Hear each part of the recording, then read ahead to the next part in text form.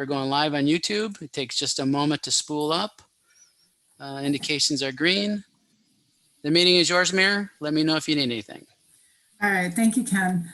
All right, welcome everybody. It is May 4th, 2021. Ken, we can't resist. May the 4th be with you. Glad to see you here at our regularly scheduled City Council meeting. It is 7:30 p.m. and I'm going to call this meeting to order. Ken, can you toss up our flag, please? And Master Chief, can you lead us in the Pledge of Allegiance?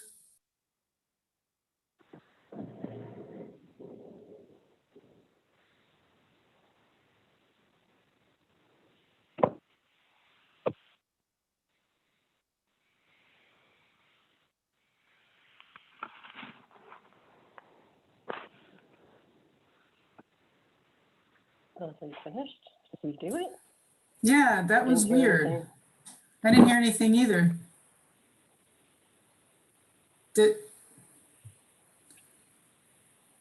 Want me to do it again? Well, now I hear you. Yeah. Could you do it again, Lou? There Sure. was audio. Yeah. Let me just Oh, okay. bring that back up again. I pledge allegiance to the flag of the United States of America, to the republic for which it stands, one nation, under God, indivisible, with liberty and justice for all.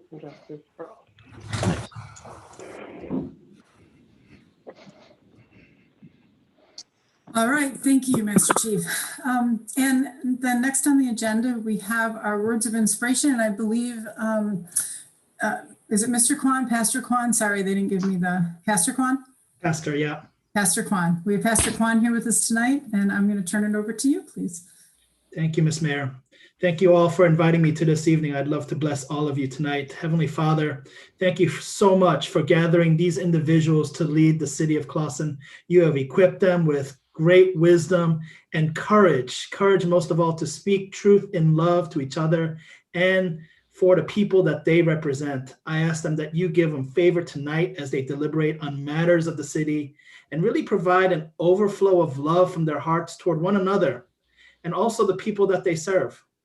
Moreover, tonight I ask that as they debate and have difficult conversations, that there can be honey on their lips. Lord, watch over them and their loved ones in this time as they lead us through a pandemic. Bless our first responders who protect and watch over our citizens. God, I want you to bless the people who call Clawson home. Let them know that their leaders love them and that they are represented well through them. Let them experience an overflow of joy of living in a community with people who care because they care. We thank you, Lord, for this opportunity to meet and the freedoms and privileges to be cared for by our officials. Bless us. We pray these things in Jesus' name. Amen. Thank you for joining us, Pastor Kwan. Very appreciated. Then in that case, Ms. Kuku, if you would be so kind as to do roll call vote, or I'm sorry, just roll call, please. Mayor Pro Tem Milan. Here live in Clawson, Michigan. Councilmember Moffitt. Here live in Mount Pleasant, Michigan. Councilmember Phillips. Here in Clawson. Councilmember Sampson. Here in Clawson. Mayor Scripture. I am here in Clawson. All right, then next on the agenda, we have approval of agenda. And if I could beg your indulgence for one moment, I have a letter to read to City Council, City Manager, all of you here today. So in reviewing this agenda, it became very clear to me that this administration is boxing this council into a corner. It's going to require council to approve a budget that has no supporting goals and will have been at best only superficially vetted by council, and that's untenable to me. Additionally, I've come to understand that this administration has created a conflict of interest that's left me no choice but to resign as your mayor. I wish I could stay and fight for the residents of Clawson, but I cannot. It is indisputable that the duty of council is to establish city goals. It's to set the guidelines for preparing the annual budget and via the adoption of the budget to establish what services and the level of those services that will be provided. Hold on. I apologize for that. being prepared for a meeting is another duty of council, and the duty of administration is to give us an appropriate amount of information so that we are prepared. The agenda includes an item for discussion on the current fiscal year budget. There's no supporting documentation included. There's no year-to-date financial report, no analysis of where we are financially as the end of Q3, no accounting for the extraordinary and unexpected reimbursement we received from CARES Act, no projection through year end. And when I asked for a copy of the budget to actual report, I was told one will be provided. So no opportunity to review the numbers and to come prepared with questions. Similarly, the agenda says we're to discuss the City Council budget goals for 2021-22 and beyond. How we're going to have meaningful discussions about budget goals, which translate to policy, in a meeting with a full agenda, I don't know. Nothing was provided to inform that conversation or structure it. This administration has been asked time and time again to set meetings so council can assess priorities, capital needs, establish goals. This pandemic caused the biggest upheaval any of us have ever seen in our lifetimes. Everything changed for every person and every institution. But as elected leaders of this community, we have not had one single discussion on what all of this means and how we might leverage the opportunities in front of us for the benefit of Clawson and Clawson's future. And according to this agenda, we never will. Next, the city manager offers May 11th and 12th for budget workshops, 2 evenings, followed by a public hearing on the budget, along with the millage, which is tax rate, set for May 18th. Budget workshops end Wednesday, May 12th. The offices are closed Friday, Saturday, and Sunday, May 14th through 16th. Public notice has to happen by May 17th. That means there's exactly 1 day, May 13th, for staff to incorporate our budget feedback. And because the hearing has been noticed for the public to offer comment on Tuesday, May 18th. Sorry, my computer just went full fluey. That means, because notice for public to offer comment on Tuesday, May 18th, it means the budget they're asked to comment on has to also be available, and the implication could not be starker to me. The city manager expects this council to rubber stamp whatever is put in front of us because no time is available for changes of any significance or additional review. And that's just the operating budget. Nothing's set to do capital budgeting or discuss it. The city manager included on this agenda a capital improvement plan for which public comments will be solicited on May 18th. By statute, our planning commission develops and recommends a capital improvement plan to council. And as of, let's see, now and forever, our planning commission has never done a capital improvement budget, or I'm sorry, a capital improvement plan. But that plan, after they develop and approve it, would go to council for approval, for us to approve. They've never done one. The CIP is integral to our overall capital plan budget that council's tasked with adopting. And so planning hasn't done one. Nothing's come to council, yet one is on the agenda for the public hearing. I don't even know how that happens. So the failure of this administration to carve out the time and the space that would allow for this council to meet its highest obligation thoughtfully and deliberately, it's unacceptable to me. And approving a budget that I fear will exacerbate and perpetuate the conflicts of interest that I face is unacceptable to me. And the failure of this administration to address the fundamental issues that cause the conflicts of interest has left me no choice but to resign as your mayor, effective right now. And Paula, I believe that would mean the show is yours. Thank you, everybody, and good evening. Yeah, I got a statement to make too.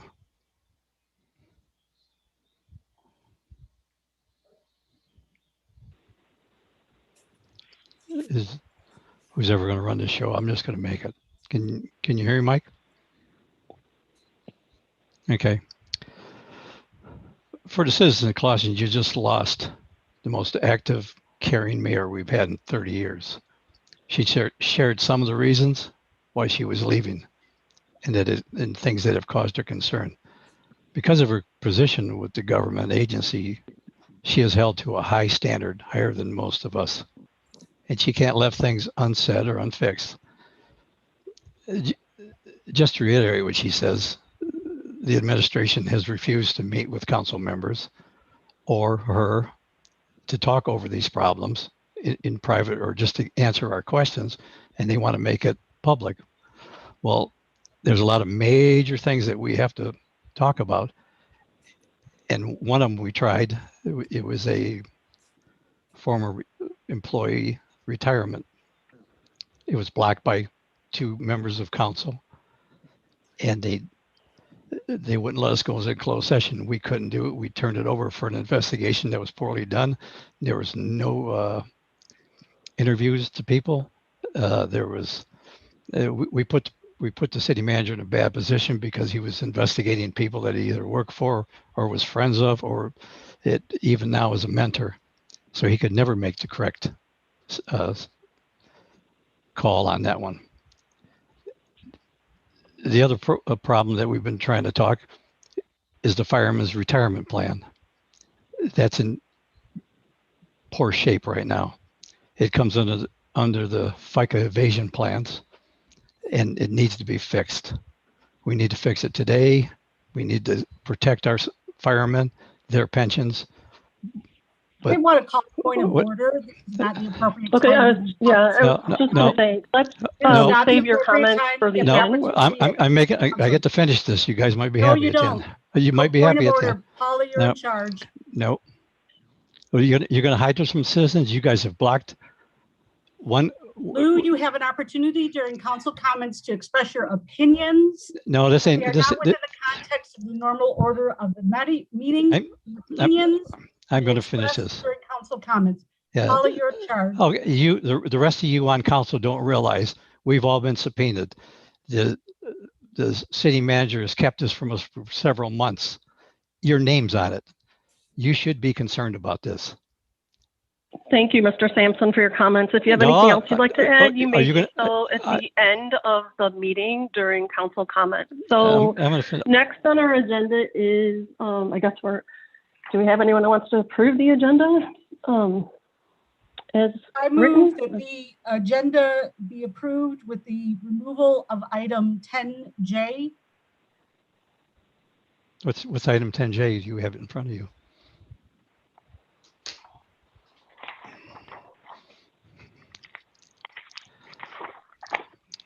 I'll support that.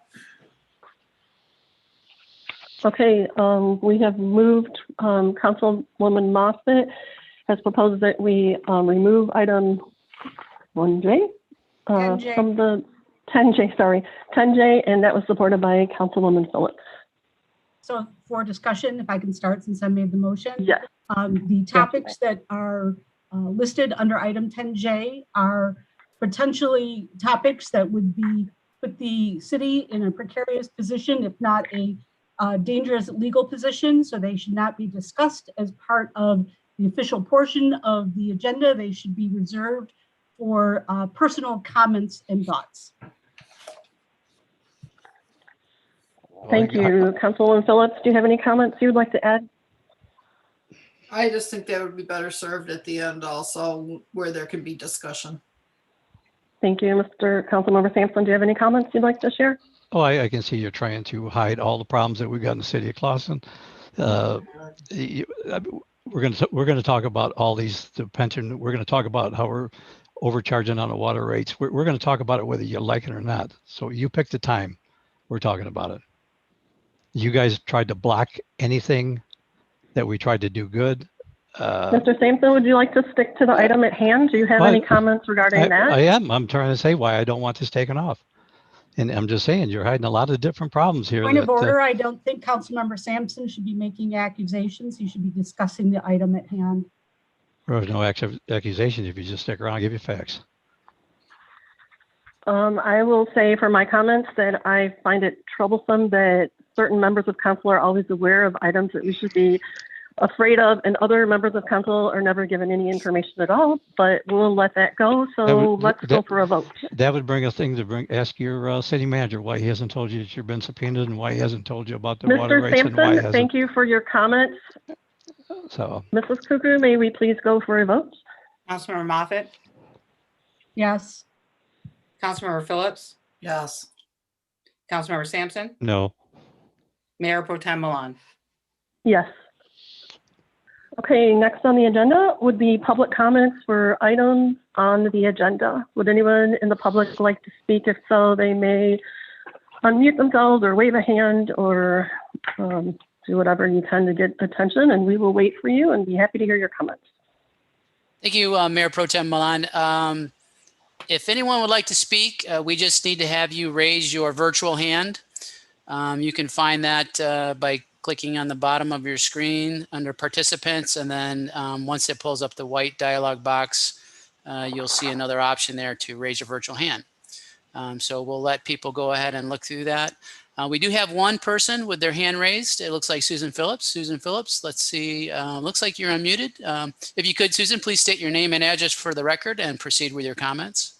Hi, thank you, Ken. This is Susan Phillips in Clawson, and I just wanted to invite everyone to the National Day of Prayer at Grant Park. It will be Thursday, May 6th, between 7 and 8. Thank you. Thank you. Okay, thank you for that. Anyone else with items that are on the agenda?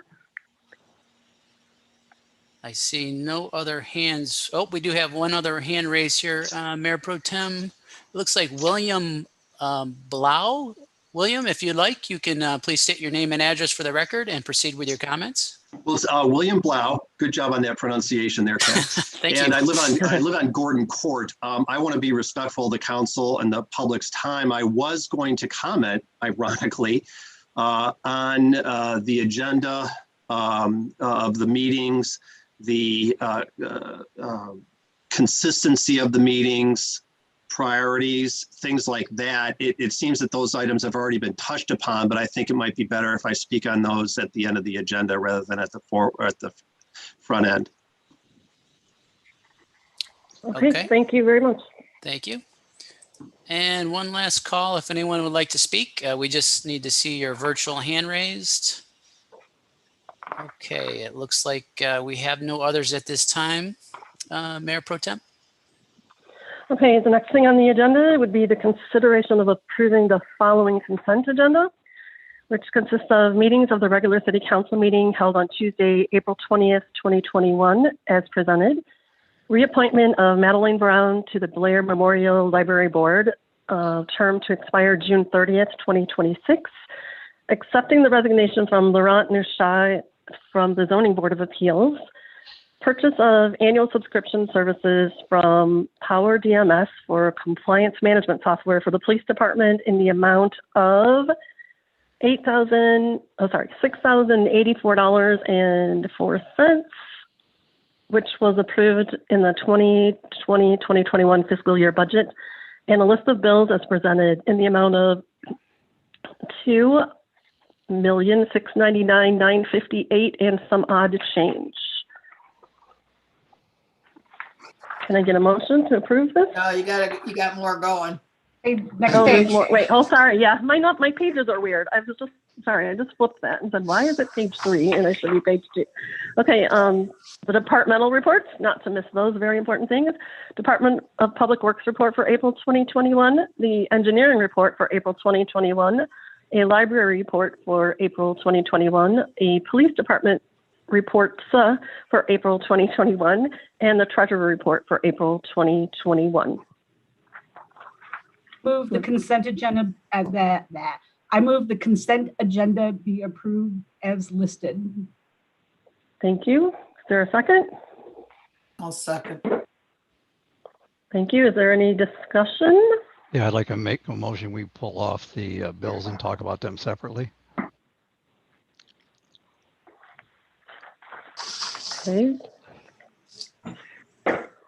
And would you like to vote on that? Would anyone like to agree with that? I'll do it for the sake of discussion. Okay, thank you. That was pulling the bills off for sake of discussion, brought by Councilmember Sampson and supported by Councilwoman Phillips. Mr. Sampson, what would you like to discuss? Right now, all we discuss is taking them off. Okay, there's nothing else to discuss regarding them for you? If we're going to pull them off, I don't like the detail we got. Councilwoman Phillips, do you have anything to discuss? Well, I think it needs to be discussed, so we have to put it back on the agenda somewhere. Yeah, Just take off and make it a separate item. Yeah, just make it a separate item, add it to, oh God, there's so much on here. Well, can we add it to the number 10, but put it down at, after I? Doesn't it go under unfinished business? Or is that from a previous meeting? Yeah, right? That's unfinished business for the meeting you're in. Yeah. Yeah, that's fine. Okay, fine. Then let's call a vote, please. Councilmember Phillips, Yes. Councilmember Sampson, Yes. Mayor Pro Tem Milan, Yes. Councilmember Moffett. No.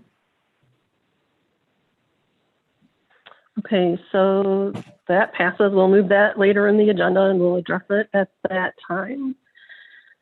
So the next thing on the agenda would be, oh wait, we still have to approve the consent agenda outside of that, correct? Yes. Yes, so can we get a motion then, or do we need another motion, or I already I'm so motioned. confused. We have a motion. Thank you. Support. All right, then we just call a vote, right? Councilmember Sampson, Yes.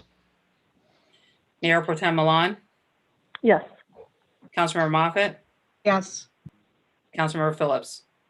Yes. Okay, thank you. That has been approved. The next thing on the agenda would be presentations and proclamations.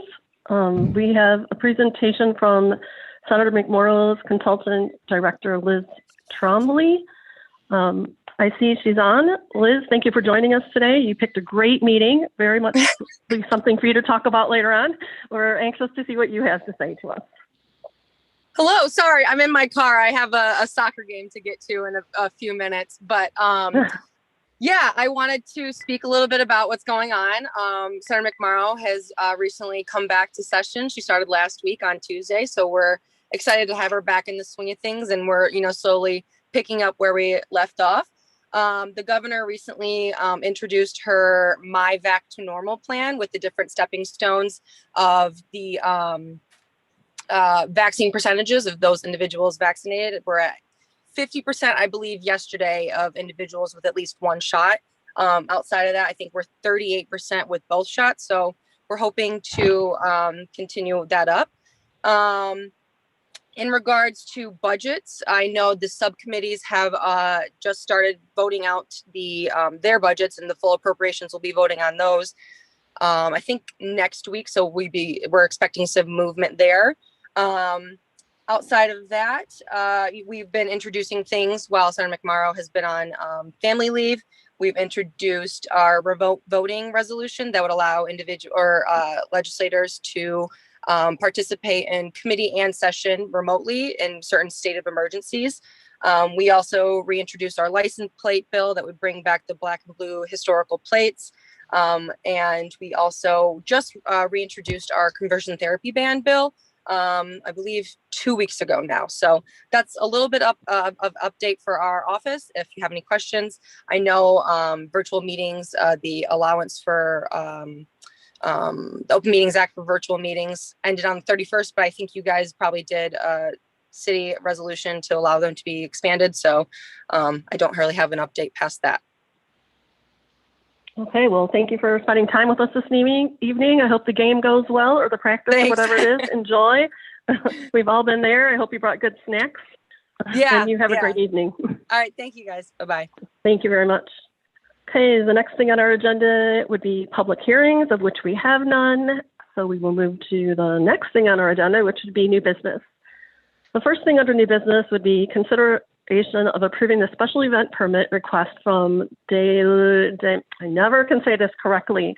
How about we say Bob and Julie's Farm, De Meluniere Farms to sell produce on Sundays at the city park from 9 a.m. to 1:30 p.m. from May 2nd, 2021 through November 7th, 2021. The farmers market has decided to take a hiatus in 2021. However, Bob and Julie De Meluniere of De Meluniere Farms have submitted their special event permit request to continue to be the weekly farm stand for fresh vegetables, fruit, and baked goods at our Clawson City Park on Sundays from 9 a.m. to 1 p.m. A copy of the application was reviewed by administration. Mike, do you have anything you'd like to add regarding this process? No, just that Michelle received the packet. She forwarded it on to you. I believe the police chief and fire chief and everyone has reviewed it. I think Gina looked at it as well. We submitted, they are per protocol with the COVID protocols that they're going to have in place. They kind of did a little diagram that we scanned over earlier.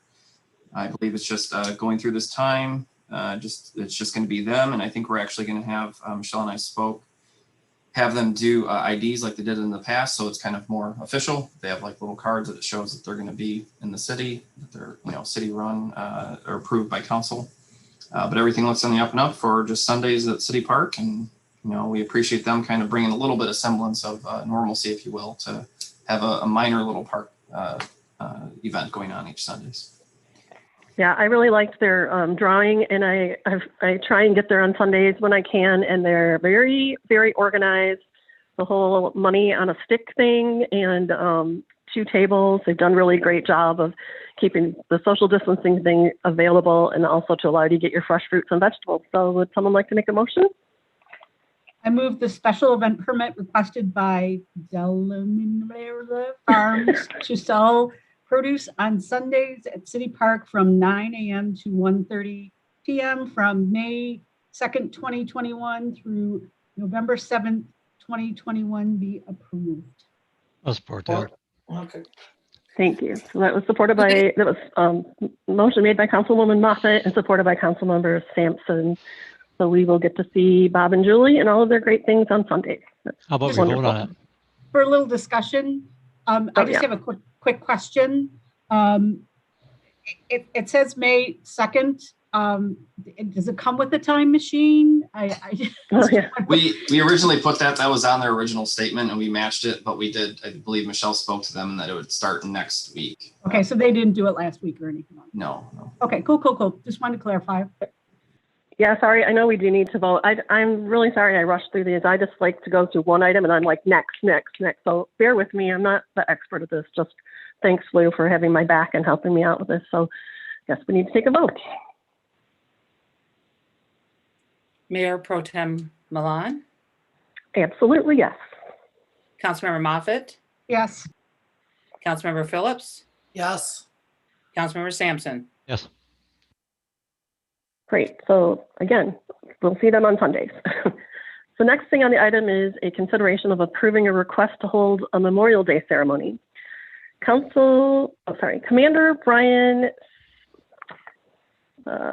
Sublier from the David E. Cleary American Legion Post 167 has requested to hold a Memorial Day ceremony at the library gazebo on Monday, May 31st, 2021 at 10 a.m. They will follow all COVID-19 protocols. I move the request by the David E. Cleary American Legion Post 167 to hold their annual Memorial Day ceremony at the library gazebo on May 31st, 2021 be approved. Support. Thank you. That was suggested by Councilmember Sampson and approved by Councilwoman Phillips. And let us take, is there any discussion before we go to vote? Nope, just glad they're doing it. Great, thank you. Councilmember Moffett, Yes. Councilmember Phillips, Yes. Councilmember Sampson, Yes. Mayor Pro Tem Milan. Yes. Thank you for approving that. That'll be something to look forward to. The next item on our agenda is a consideration of approving the resolution to allow an outdoor service area on city property for GKA Investments, LLC, also DBA of Lucky Duck, to be located at 38 South Main Street in Clawson, Michigan. Lucky Duck has applied to the Michigan Liquor Control Commission to transfer ownership and location of a Class C liquor license to be located at 38 South Main in Clawson. Mayor, I move the resolution to allow an outdoor service area on city property for GKA Investments LLC doing business as Lucky Duck to be located at 38 South Main Street, Clawson, Michigan, be approved and submitted to the Michigan Liquor Control Commission. I got a Second. I got a question for Mr. Prentice. Shouldn't we have that supported first before you? I second it. Oh, sorry, I didn't Thank hear. you. That's right, but then we go in order. Yeah, but if you Yeah, answer, so Kathy, would you have any discuss? Kathy, do you have any comments? I'm Since you sorry, made the I motion? totally did not hear any of that. Say that Do you again. have any comments since you made the motion? Do you have any comments you'd like to make? So, is this for the section in back or the section in, like having a patio in front? Let me finish reading the description. Maybe it'll answer our question. It says GKA is owned. Sorry, I thought you It's were okay. It's that whole flipping pages thing. We're all good, right? We can do this. GKA is owned by a majority member, Grant Vela, and his father, minority member, John Vela. They will be a modern Asian restaurant and bar offering small plates of fine casual dining with upscale Korean accent cuisine and will feature an open kitchen. The space was formerly operated as Moose Wisniewski's Pub. They are proposing 2 outdoor patio areas, and since the one area is located on city property, the MLCC will require GKA to submit a local government approval form approving GKA's use of the city property. So I think you asked, Kathy, did you ask Rennis for further? No, I was asking which part is the city property, of the out front patio or the part in back? part and back's part of the private property. That's what I thought. Okay. Going out in fronts. I just wanted to clarify. So they're asking Jonah- the same thing everybody else is asking. Okay. Yeah, Joan is present tonight, or Grant is on as well, if you want to ask him any questions as well. Why don't we allow Grant a moment to give any comments he would like to, since he's the property owner? Thank you. Yeah, Thank I'm you. here. Just to answer your question, it's the front patio on the east side towards Main Street.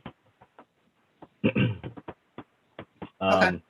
Yeah, so just to answer your question there, it's on city property on the sidewalk. We're actually only taking up 12 feet of that sidewalk, which leaves 9 feet of public right of way. Okay. Anyone else have any questions? I got a question for Rennis. Do I need to recuse myself?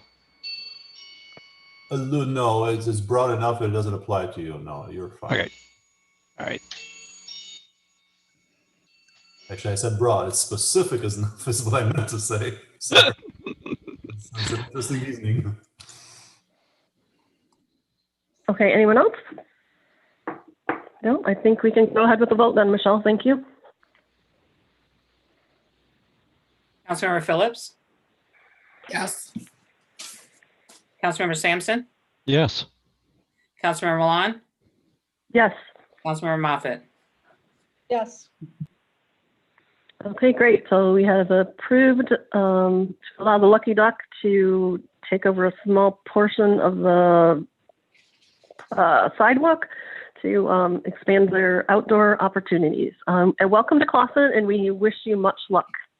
Thank you, Council. Lucky. I appreciate that. Yeah, be a lucky duck. I'll try. Okay, thanks so much. Okay. The next thing on our agenda is a discussion of the current 2020 and 2021 fiscal year budget and city council budget goals for 2021 and 2022 and beyond. Finance Director Kelly Rao will provide an update on our current 2020-2021 fiscal year budget. We will also be working to develop city council budget goals that will be useful in the discussions of the budget workshops and for future forecasting for capital planning purposes. So Kelly, are you coming here, Yep. taking over? I'm got back in the nick of time. Yes, Kelly Rao, Finance Director. This is just a brief overview of the general fund year to date. It has a comparison from this year to last year as well. Based on my short tenure here, I didn't want to delve too much into it and have some items possibly be missed. So as you will see that the budget is $8.58 million compared to last year's budget of $8.11 million. Again, this is just general fund budget. The pandemic continues to be a strain on all city budgets. So we are keeping a close eye on the economy and the effects of loss of revenues, increased expenditures for health and welfare items. But excuse me, we are waiting and will receive the ARP funds, which stands for the American Rescue Plan grant. I believe that's, I think Mike told me 1.1 million, I believe. Not sure when that will be distributed, but it is coming, and we'll have until 2024, I believe, to spend those dollars. So we'll be looking at that. Go ahead. I'm sorry, is it flashing in and out on you guys? Not anymore. The screen, no. It was. It does on my end, so I apologize if it is. I mean, that's correct. So, Blue screen. okay, with the brief summary of the budget report, you will see that property tax revenues are in line what is expected with the budget. The recreation and senior program fees continue to be down because the programs are not running. Building permits continues to rise and is over budget at this time. So we will make an adjustment prior to year end to align general fund dollars in other accounts that may be shortchanged. So going forward, expenditures, the majority of the general fund expenditures are lining up with budgets, or in some cases are smaller than what was budgeted. So that is a good sign. Going forward, we will be continuing to watch how revenues and expenditures are lining up, what effects the economy may have on property tax revenues. Kelly, I'm sorry, can I Sure. Mike, we can't read anything that's on your screen, so if we can't read it, can you maybe just take it down? Because it's very distracting to hear Kelly speak with all the noise in the background. Sounds like your mic is just Mike Smith. I think he just froze up. I think so too. Yeah. This is Ken. I'll see if I can get things back on track here. I'm going to shut down his screen sharing. I didn't mean to interrupt you, Kelly. It's just No problem. No problem. It appears that his video processing card might be a little bit overloaded. I think that's what's happening. So he is out of the meeting right now. We get him back in. I'll give him some suggestions, and hopefully we can get the presentation back up again. Okay. So going forward, like I stated, we're going to just keep a real close eye on the revenues, make sure that they are lining up with the expected budgets.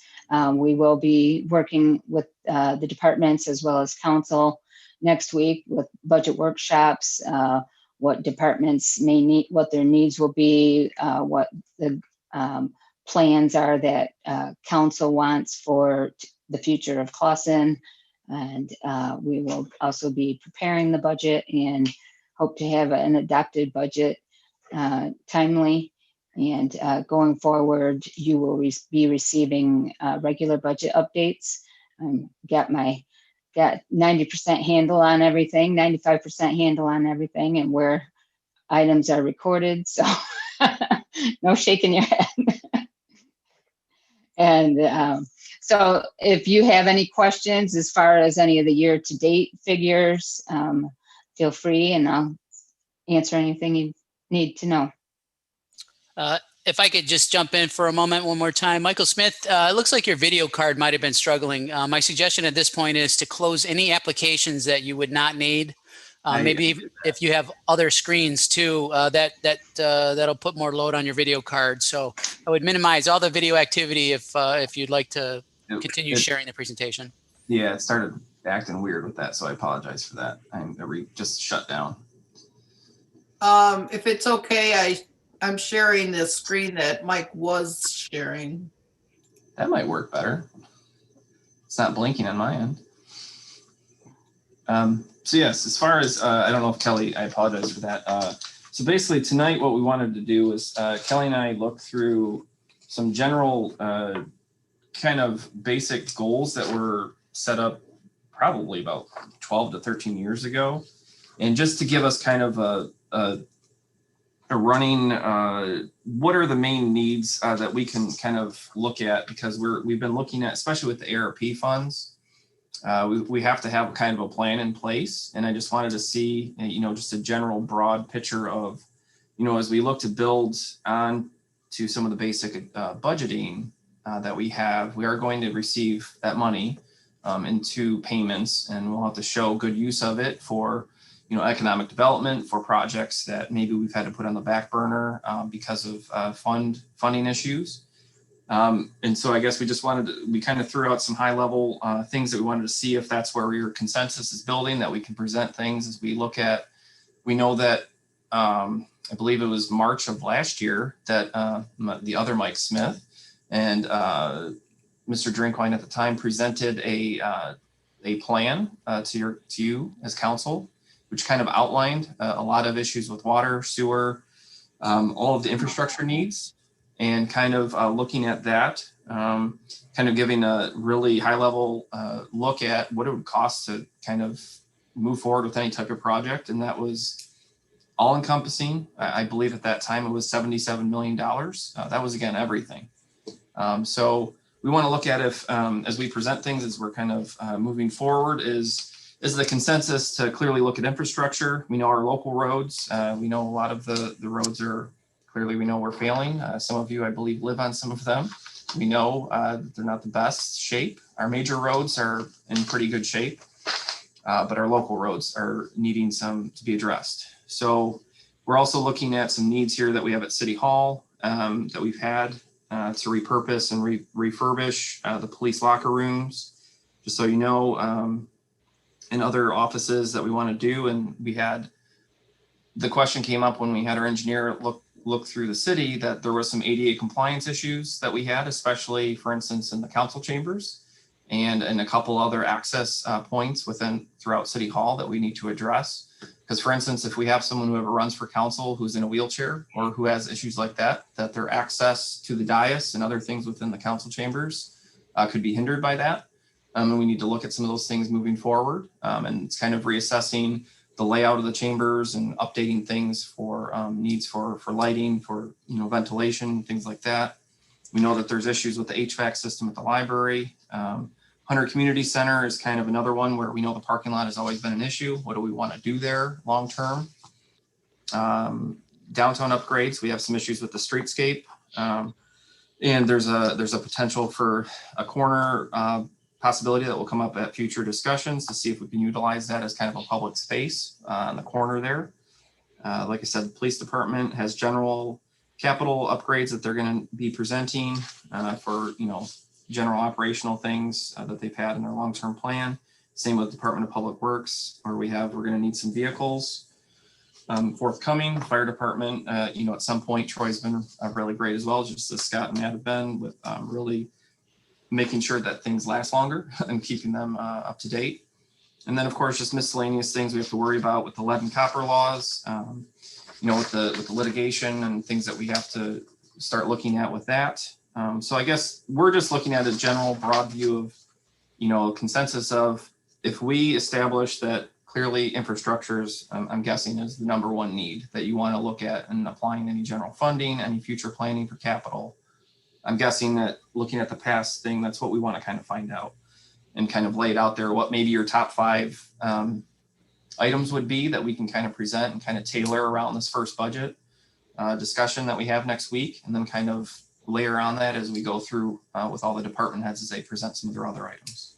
So that's what I wanted to kind of do, is just have kind of a general discussion if there's any any top 5 items or 10 or 3, whatever you think are some of your main items of concern. I got a question for Mike.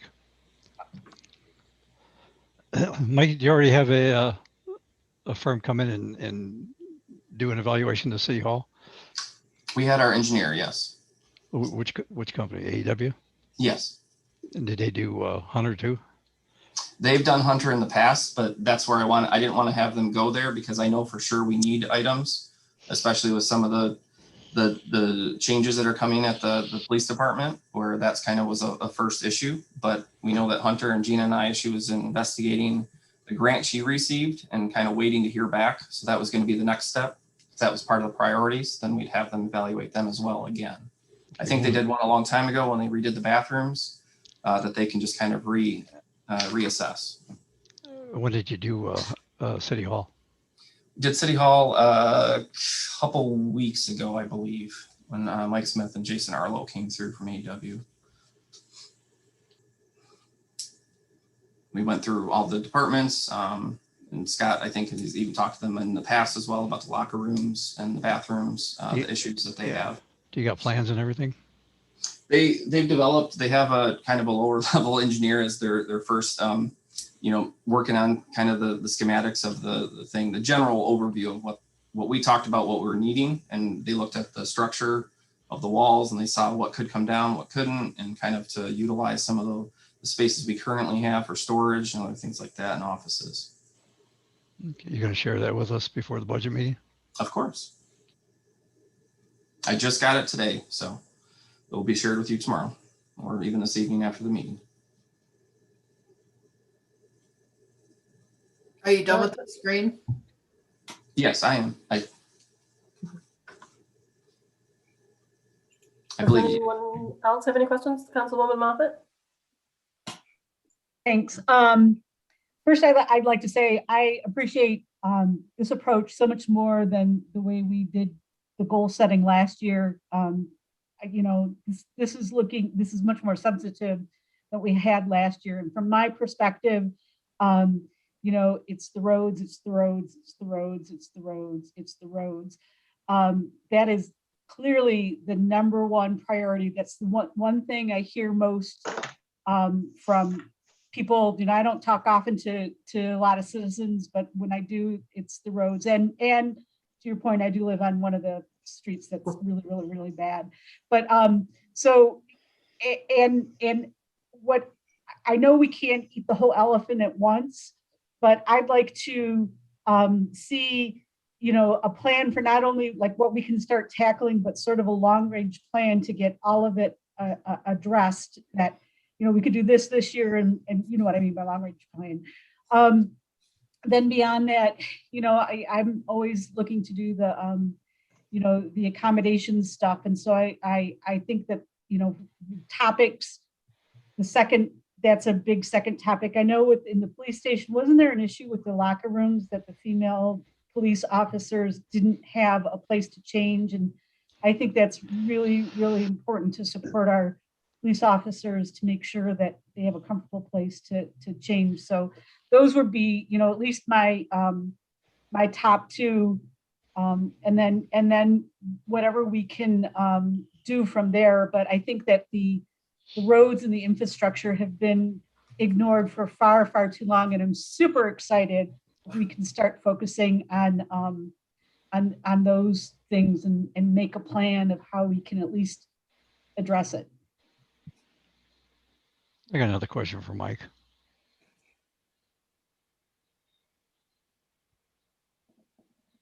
Go ahead. The federal dollars will require us to do a single audit for the federal funds. Yes. Was that a question? That Yeah. was will it? Yes. There's one, will it, and are you going to do it? That's a two. Yeah, because I believe the expenditure limit is at 750,000. I think that's where the single audit, Kelly, is that where it jumps into place? I can't remember. 500,000, I believe. 500,000. Okay. So yeah, I know there's firms out there. I think I've talked to PFM, who's our financial advisor. And I'm sure Kelly, you probably know other firms that we could work if we want someone other than PSLZ to do it. They can do a single audit when we get to that point when it's necessary.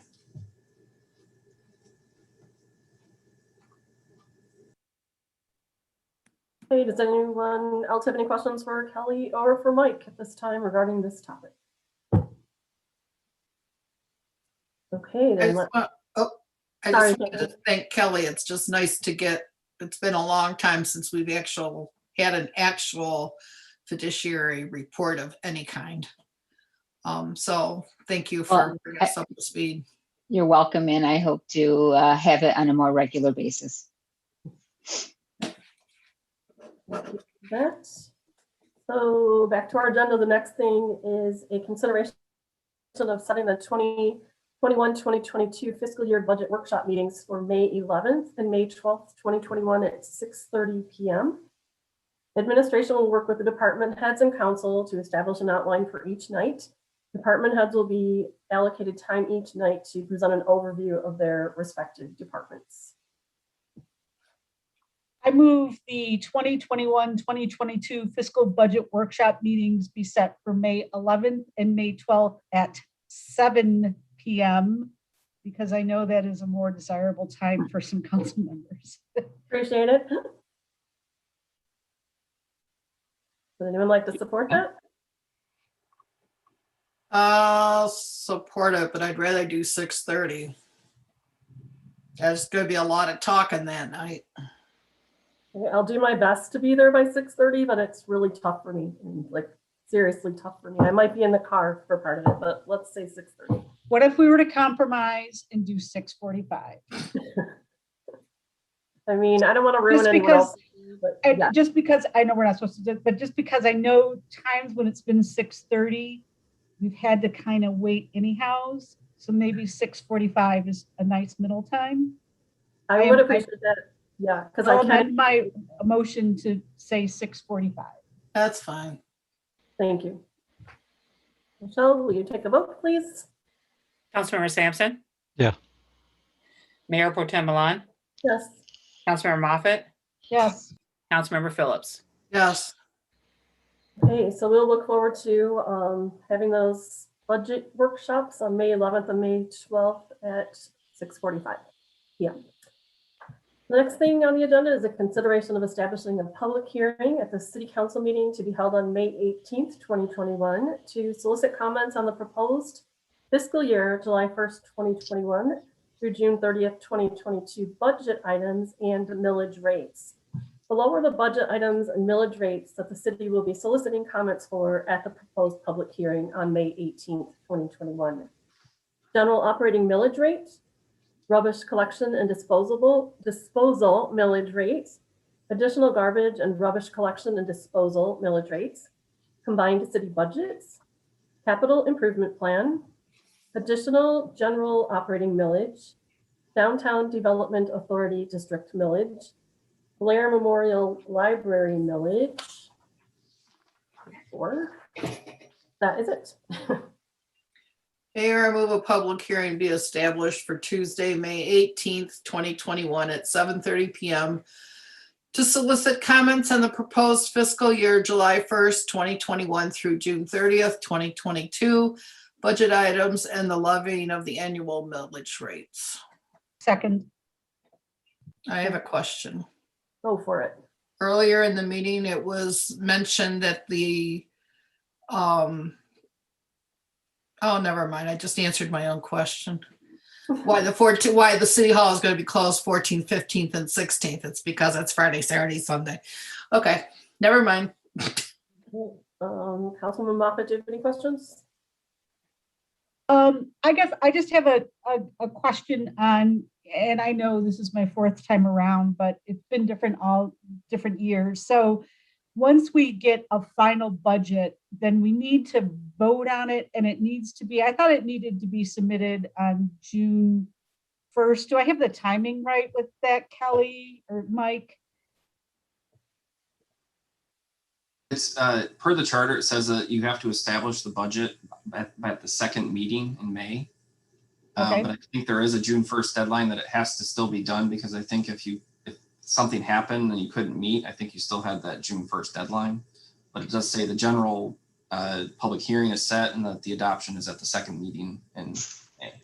So do we meet the criteria of establishing a budget by having had the talks and then going through the public hearing? I mean, to the extent that there's substantive changes in the public hearing, will we have had the budget set by the second meeting? And if not, should we have, and I know there's a lot of meetings this month, but should we have a separate public hearing meeting for the purpose of being able to understand the public's concerns and address their stuff, so that when it does come to the actual second meeting, that we can have it actually set?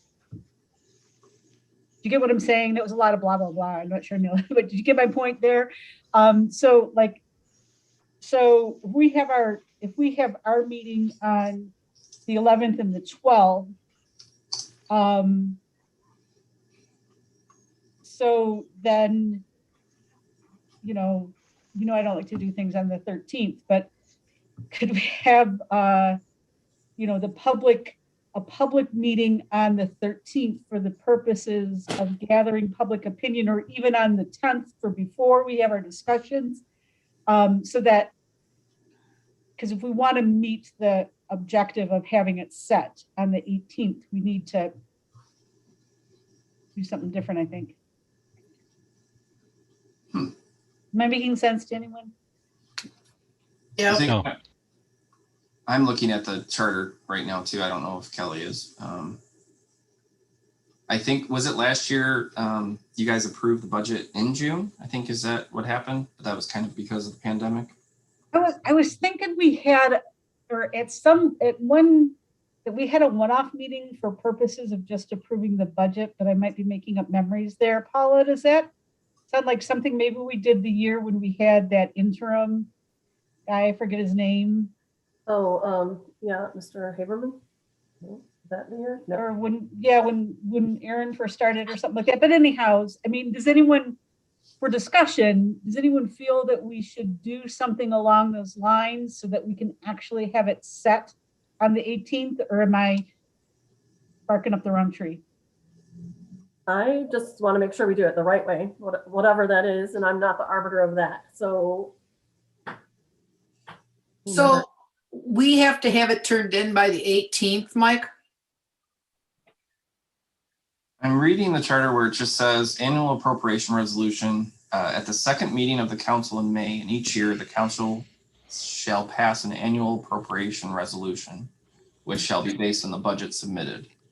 Okay, so then to that extent, we could do all our stuff on the 11th and 12th, have discussions with the public, and we can do like we sometimes do with Renaissance stuff, say we approve the budget as presented with X, Y, and Z changes if we decide to change anything based on the comments that we get on the 18th.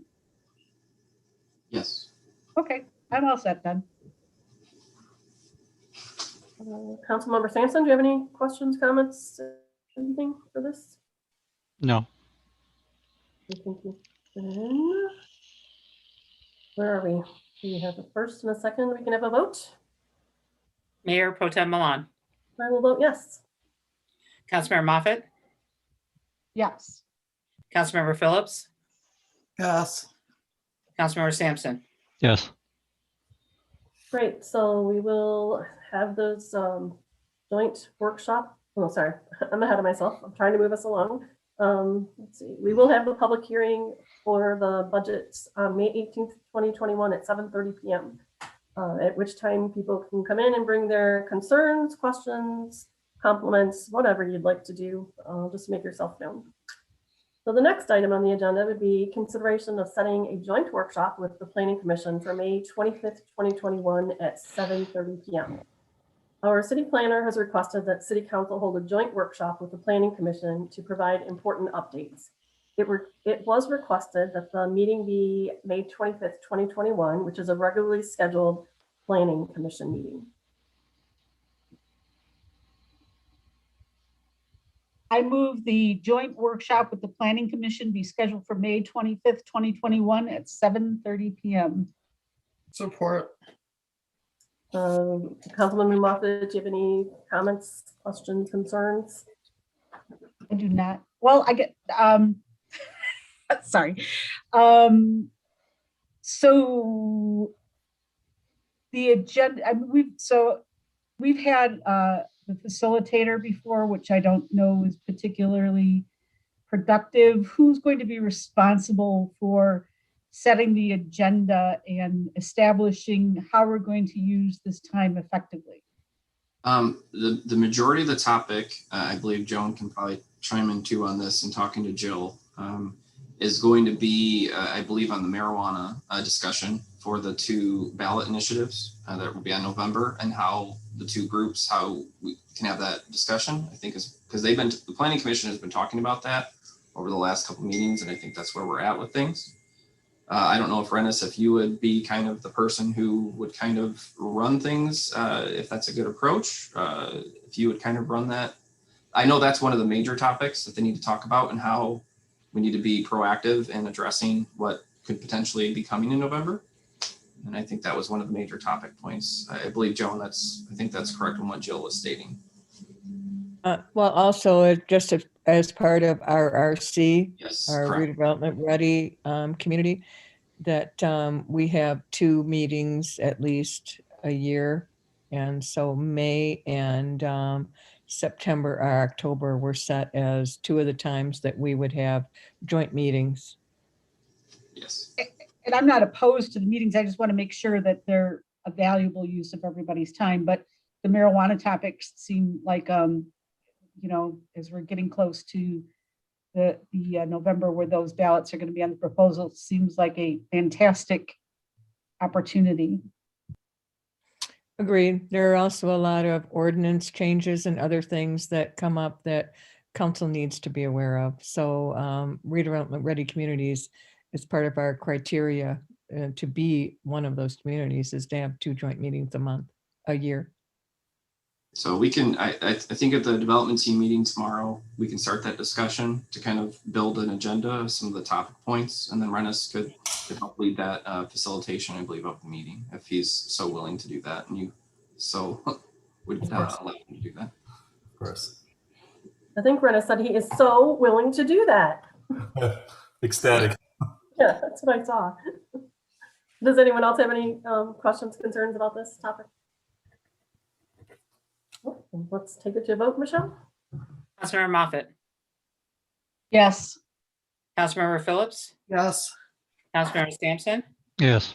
Mayor Pro Tem Milan. Yes. Great, so we will be holding a joint workshop with the Planning Commission on May 25th at 7:30 PM. Come and see what is planned and what's going on in our community. It'll be good to know. So the next thing is a consideration of the second reading and adoption of an ordinance to amend the City of Clawson Code of Ordinances, Chapter 82, Utilities, Article 3, Water System, Section 8284, Regulations of Cross Connections, to update language formatting and to add a new Section E, backflow testing. This ordinance amendment is up for a second reading and adoption this evening.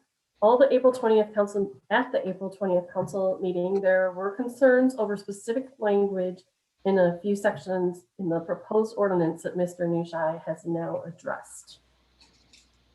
Yeah, I added only one sentence, and I kept it broad enough to be able to cover, obviously, the total spectrum of our conversation. I think it accomplishes it, and otherwise, the only other change was statutory in nature. So, thank you.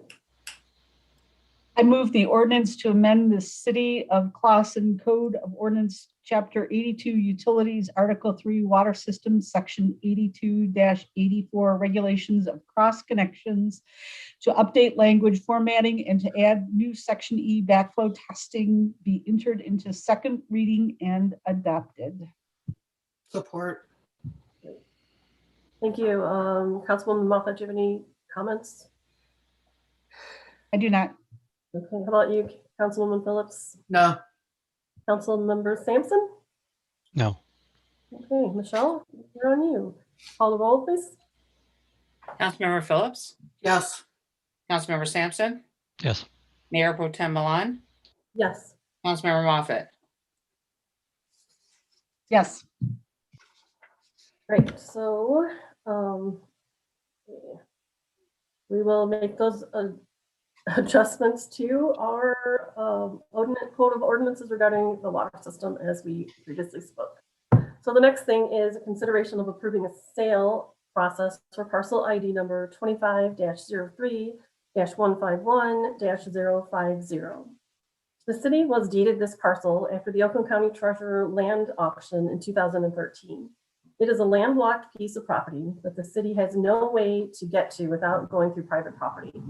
One of the abutting property owners has reached out to the city manager on a few occasions on how to obtain this property. Mr. Nushai thought it would be advantageous to contact all property owners that abut the property and set up a bid, whether sealed or open, for any of them who may be interested.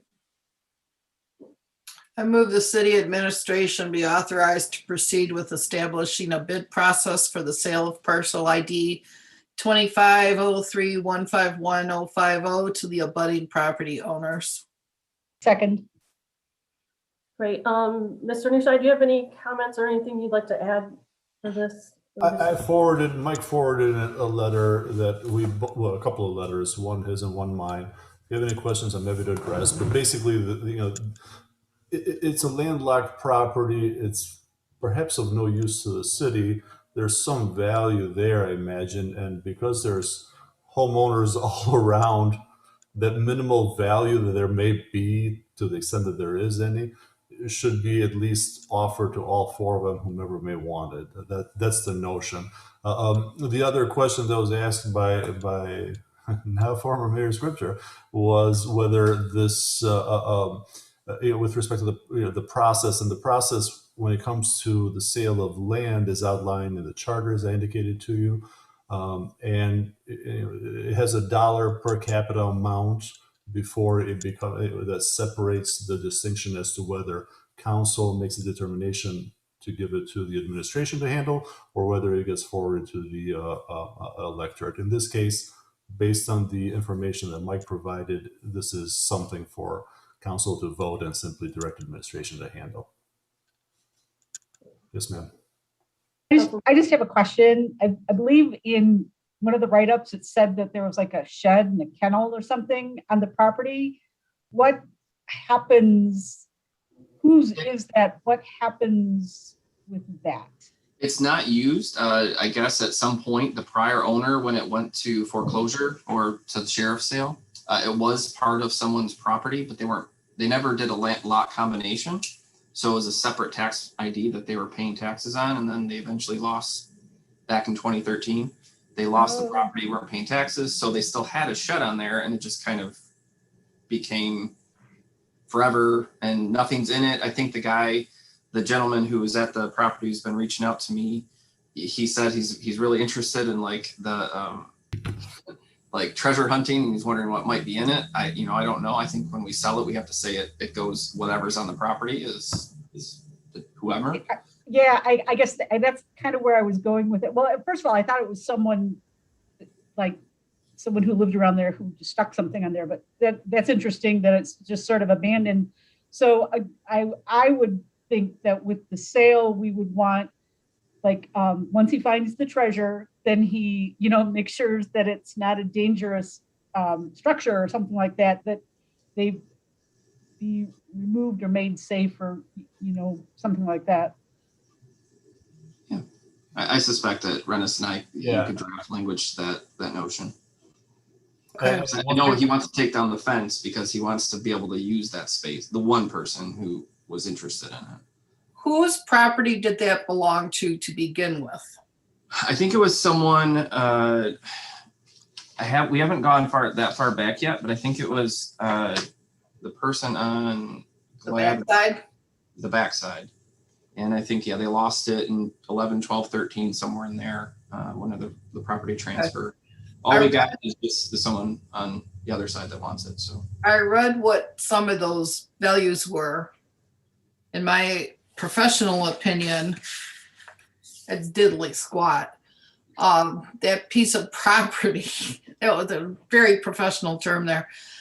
That piece of property, the way it's located and the fact that no one has access to it and the fact that it's only 30 by 30 sure as heck isn't worth the amount, in my opinion, of what was in that letter, over $12,000. There's no way. So I am very open to letting all the conjoining homeowners that know that it might be going up for sale, put a bid in and see where we go. But I would not be willing to hold on to that piece of property just to get a top buck out of it, because then we're responsible for it. Yeah, and my thought, Kathy, because I think you're absolutely right. My thought was simply, I think we have to offer it to all four of them equally. I imagine probably the other, well, for all we know, the other three may not even be interested in it as the one gentleman that is. But I think it would be the right thing to offer to all of them and whomever. Well, looking at the way the plots are laid out and the way the parcels are, it only makes sense that there would be maybe two people might be interested in it, because having that abutting off the side of your property would just be a royal pain in the butt for anybody. So I can rightfully only see two people, maybe. Kathy, you looked at it. Is there a way just to divvy it up three ways and just give it to them? No. It's so awkward. It's so awkwardly set up. Yeah. Where it's sitting, ideally should go either to the property to the north or the property to the south of it. Or half and half. The only thing is that if you look at the property lines, it kind of skews everything if you do half and half. Ideally, I would say it goes to the gentleman on at 331, but logistically, you have to offer it to all of them. Yeah, and when I think even when we looked at the plat map, I think the Gladwin side, that's in one subdivision in the plat, and I think just north of that is another subdivision, so it might be that dividing. Well, interestingly enough, if you look at those plats and then you look at the way it's divided now, I'd like to know why those three little sections were sectioned off, because they weren't at one time. And that's, I think I reached out to Travis. I even asked Rennis about it and Mr. Hodges about, I said, was there at some point an alley? Like, was it the intent to build an alley or an access point, maybe with a cul-de-sac, maybe long time ago? But Travis at the Oakland County Assessing said he doesn't have any record, and he doesn't even know. They said they don't know how that was divvied up that way, because it's bizarre how it's just little Yeah, pieces. just those three little sections. It looks like it could have been maybe meant to be an alley at one time. Yeah. But never, I don't know, because the plot and the property parcels are two different things. Yeah. Is there a right-of-way easement with it? No. I'm sorry, what? I just wondered if there's a right-of-way easement with them. Can anybody bid on it? Yeah, but realistically, you'd have to sort of have That wasn't a question. Did you say anybody? kind of situation to get in there, unless you're one of those neighbors. Yeah. Oh, I did, but I just did an aerial view. I was going to knock on the door, and then I decided not to. Okay, there's no more discussion. Michelle, would you like to call a roll call, please? Councilmember Sampson, Yes. Mayor Pro Tem Milan, Yes. Councilmember Moffett, Yes. Councilmember Phillips. Yes. Okay, great. So we will, administration will go ahead and proceed with establishing a bid process for the sale of that parcel ID. Thanks. I'm interested to see what happens with that.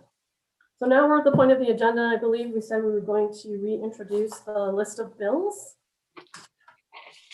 So, someone would like to make a motion regarding the list of bills? We can enter our discussion. Is that the appropriate format? You wanted to move the bills. Yeah, I think we need a motion to approve the bills and a second, and they'll open it up for discussion. No, I moved them out of there because I'm voting against it. So I don't care if we get a motion or not. I move that the bills be approved as listed.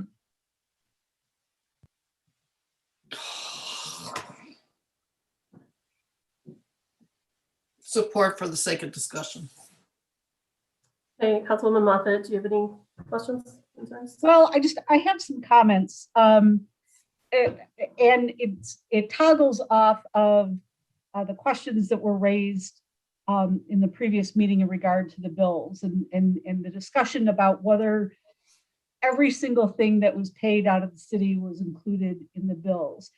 And grabbing an accounting 101 book found that the definition of bills are things that an entity pays because they're presented with a request for funds, and that's why bills are paid out of accounts payable, and that's what's presented. That was the concern, that we were only getting a list of accounts payable. So we all remember Howie, may he rest in peace, used to say, Madam Mayor, pay the bills being the operative phrase. Expenses, on the other hand, are the things that are paid point in time. And the example that was used last time was the payroll company automatically ACHs or takes the money for the services rendered for processing payroll point in time. And so in my mind, the bills is the proper term for the things that we are presented with and asked to approve. And the expenses are a whole other thing that isn't the topic. Now, for clarity, the charter, I know we have some sort of obligation to look at expenses, and I'm all about the transparency associated with that. But the, and this is a question for Mike and Rennis, in regard to what does the charter say our regular obligation of, and of approval within the council meeting? Are we supposed to be approving the bills pursuant to the accounting definition? Or are we supposed to be approving every single piece of funds that come out of the city at the council meetings? That's actually a very appropriate question that I have never considered, because to be perfectly honest with you, I've never had to consider it before. And I've never looked at our charter with respect to that.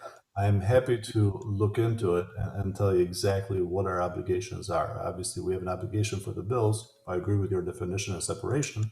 And I know that some bills, as we've talked about, as this council has talked about in not too distant past, some bills are, by procedurally, pragmatically, by operation of how they're presented and the timeline associated with them, they do fall and get paid before they are presented to you.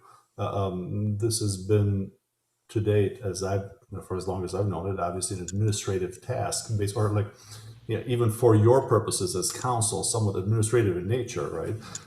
That's why it was placed on the consent agenda. You have a right to question every single bill that there is, of course, and the way we pay everything. It falls under your obligation with respect to finances. But the specific answer to your question, I'll take a rain check and I'll give you an answer very soon before the next meeting, and we'll address it at the next meeting. That's fine. And I'm sorry to catch you off guard, and in true transparency, I had meant to look it up, but I had a day. But aside from that, the other comment that is worth noting is that as we've established multiple times in the past, that the list of bills that we get, we say we're approving them, but they've all already been paid, correct? Kelly, Mike, yes? Yes, I believe those have been paid, correct, Stacy? That's a check register? Yes, that is correct. Okay, that's my diatribe. Where's the detail for everything that was paid on the PNC credit card? I can't find my the detail in this.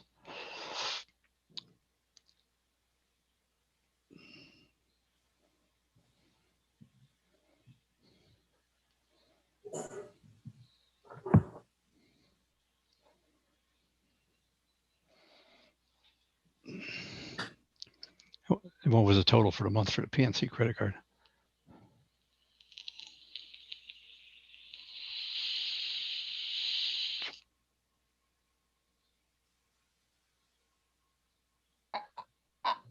Are you questioning a bill that was presented, or are you questioning something that wasn't presented and A asking? lot of money was spent with a credit card. It doesn't have any information to go with it. So what is it?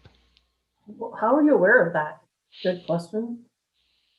Well, and to that point, you know, I noticed that there was a lot of money paid to for some car repairs, and we don't have line items on that.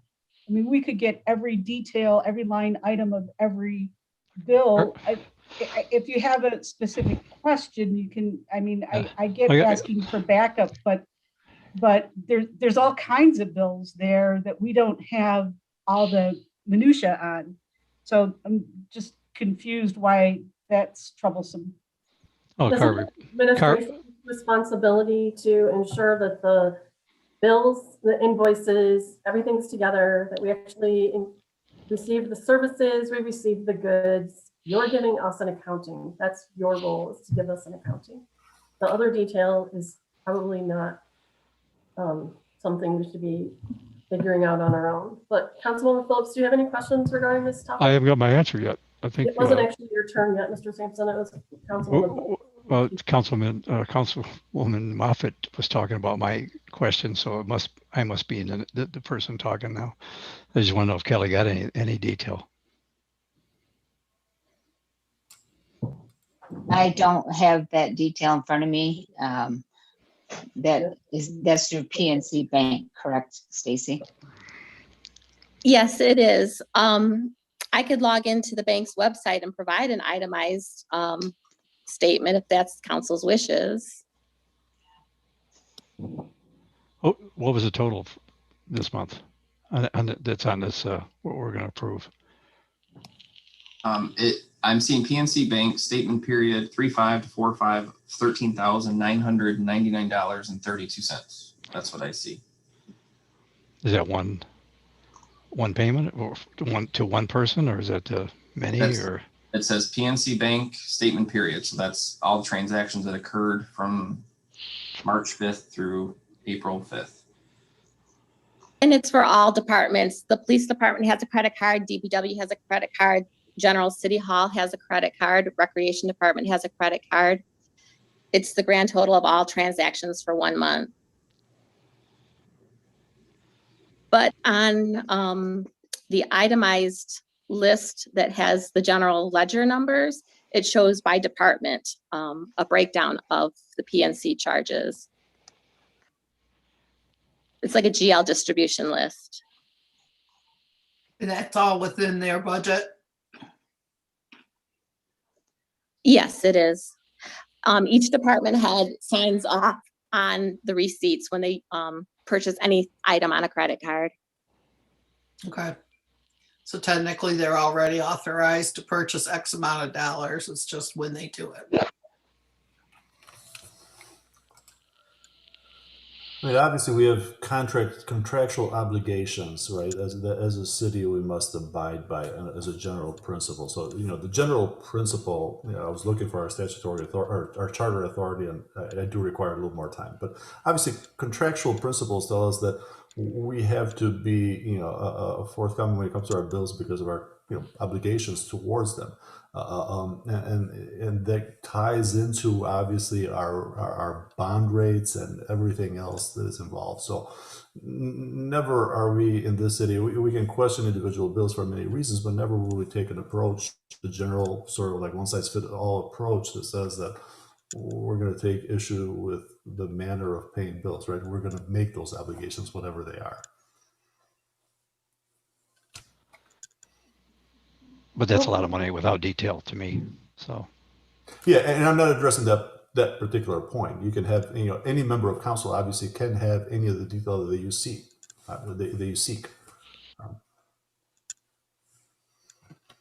There is on the detailed bills that is included in the packet that Stacy provides. Anything that says under the vendor PNC Bank, my assumption, Stacy, is correct, is that that's going towards that credit card payment.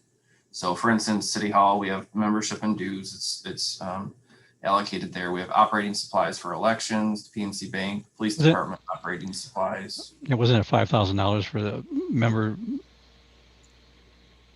Yes. What did that include? We'd have to come back to you on what that one's for. That's a pretty big chunk. I'm sure it was approved by council, right? It was over 5,000. This, I'd have to look back into it. It could be actually membership and dues to MML. There are, like Mr. Nushai stated, there are certain requirements that we have to do. I don't have that down to the level detail right now that we can get back to you on that. All right, get back to me on it.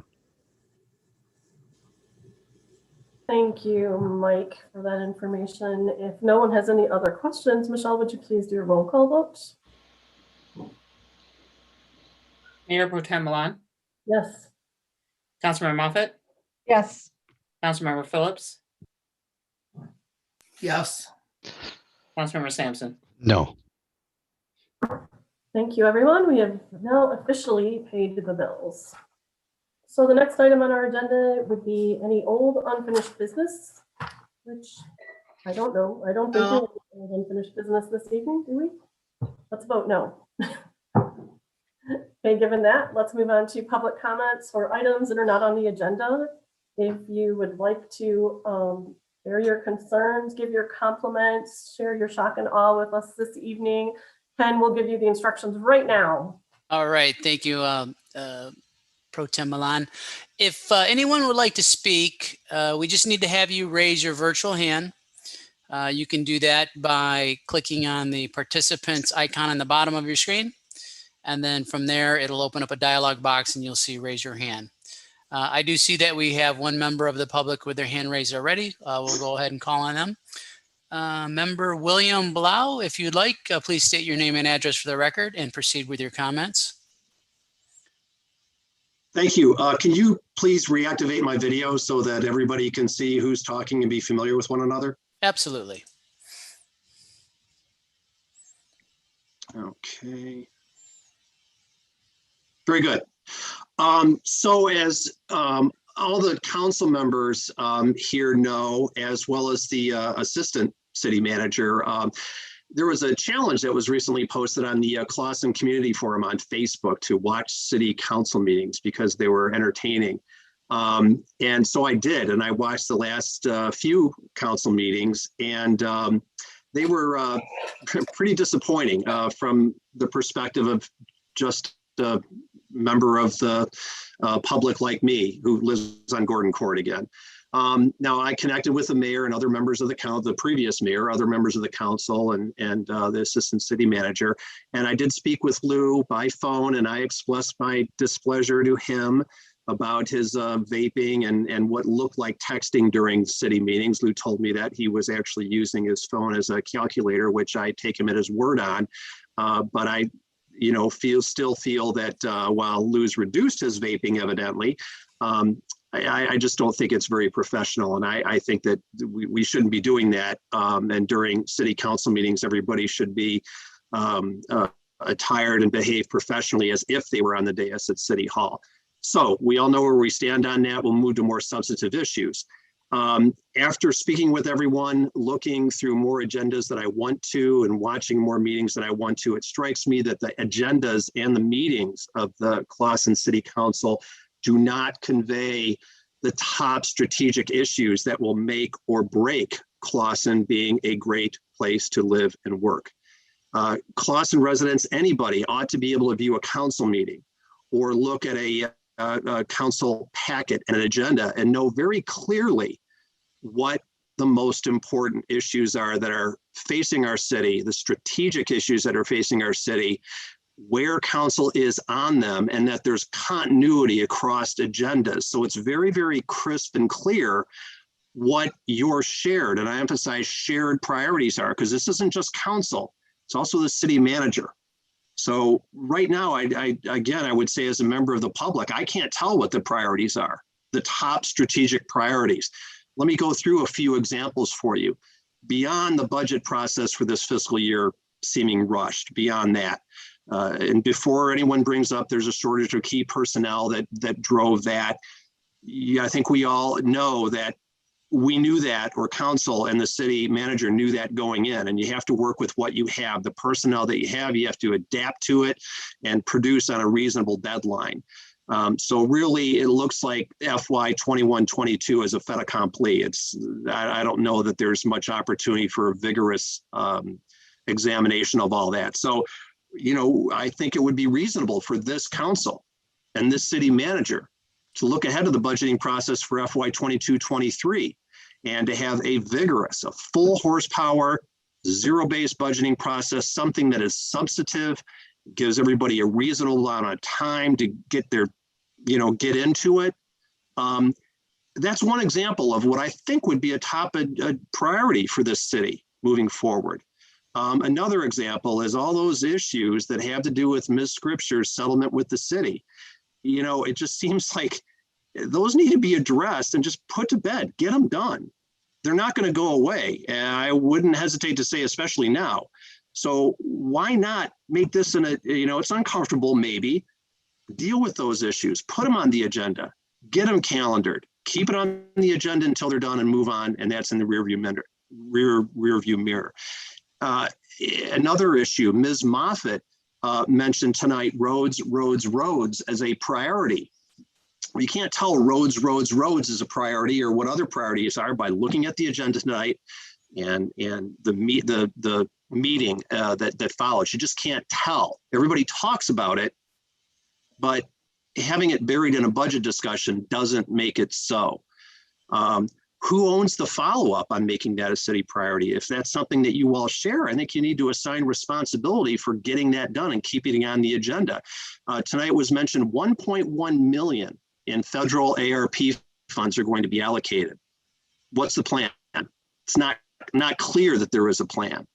And saying it's going to be part of the budget process, it's a $1.1 million windfall. If we want to use that word, you might want to elevate the importance of that a tad.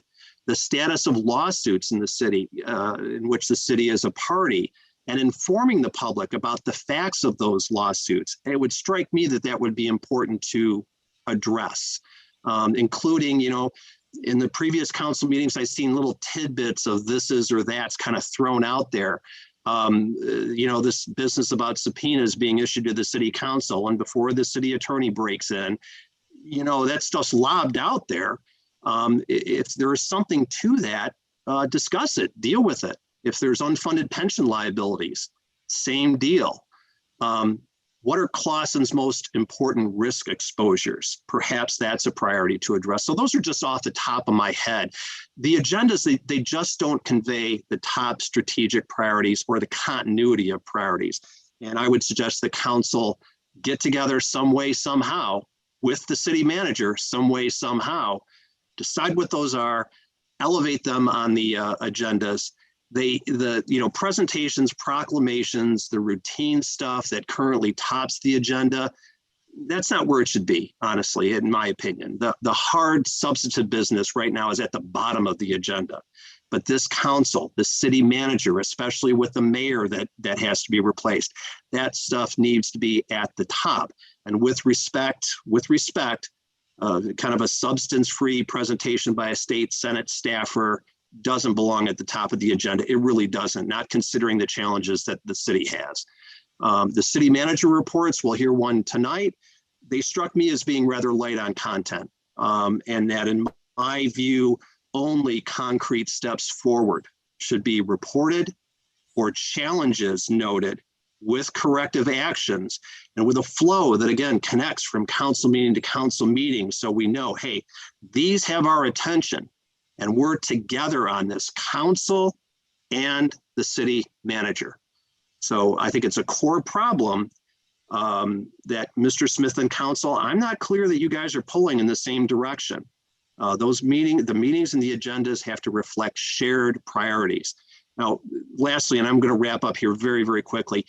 For this meeting, I read through the 93-page council, 93 pages for your council packet, and I can't figure out what the strategic priorities are of the city as opposed to tactical decision-making. And it's that tactical stuff that dominates these meetings, not the strategic big picture. These are our goals to make Clawson a better place to live and work. That doesn't pop from the agenda. Just regarding old and unfinished business from the previous meeting, we don't like old and unfinished business, but there seems to be a lot of old and unfinished business out there. And it doesn't appear that someone's in charge of that old and unfinished business. So I urge you, Council and Mr. Smith, to really rethink this. Citizens of Clawson need to know the goals and objectives of the city manager and our city council. And you all have to pull in a positive, collaborative, collegial direction. And I think you guys need to figure out how you're going to do that together. I do hope you will tonight discuss your plans on electing a new mayor. And lastly, in the council packet for this meeting, the city attorney provided a 4-page report on highlights, 4 pages of highlights on recent COVID orders from the Michigan Department of Health and Human Services. Those highlights, I'm sure you will agree, they read like an act of Congress. They're just terribly overdone, and they're written so densely, they just have a little practical meaning. So I urge you, Mr. Smith and council, I urge your action to reopen City Hall and city facilities such as the library, which I'd like to use, with necessary COVID precautions. The private sector in the city of Clawson has been interacting with people face-to-face, in person, with necessary precautions. I really think that Clawson has a chance to be a leader in this regard. Do what the private sector in town has been doing, match it up with public action on this to reopen City Hall, and thank you for your time. Thank you. I should have told you we generally have a time limit, but it was excellent comments, and thank you for paying attention. And we all want to do better. Is there anyone else? Thank you. There are no other hands raised at this time. Okay, then we shall move on to the city attorney's report.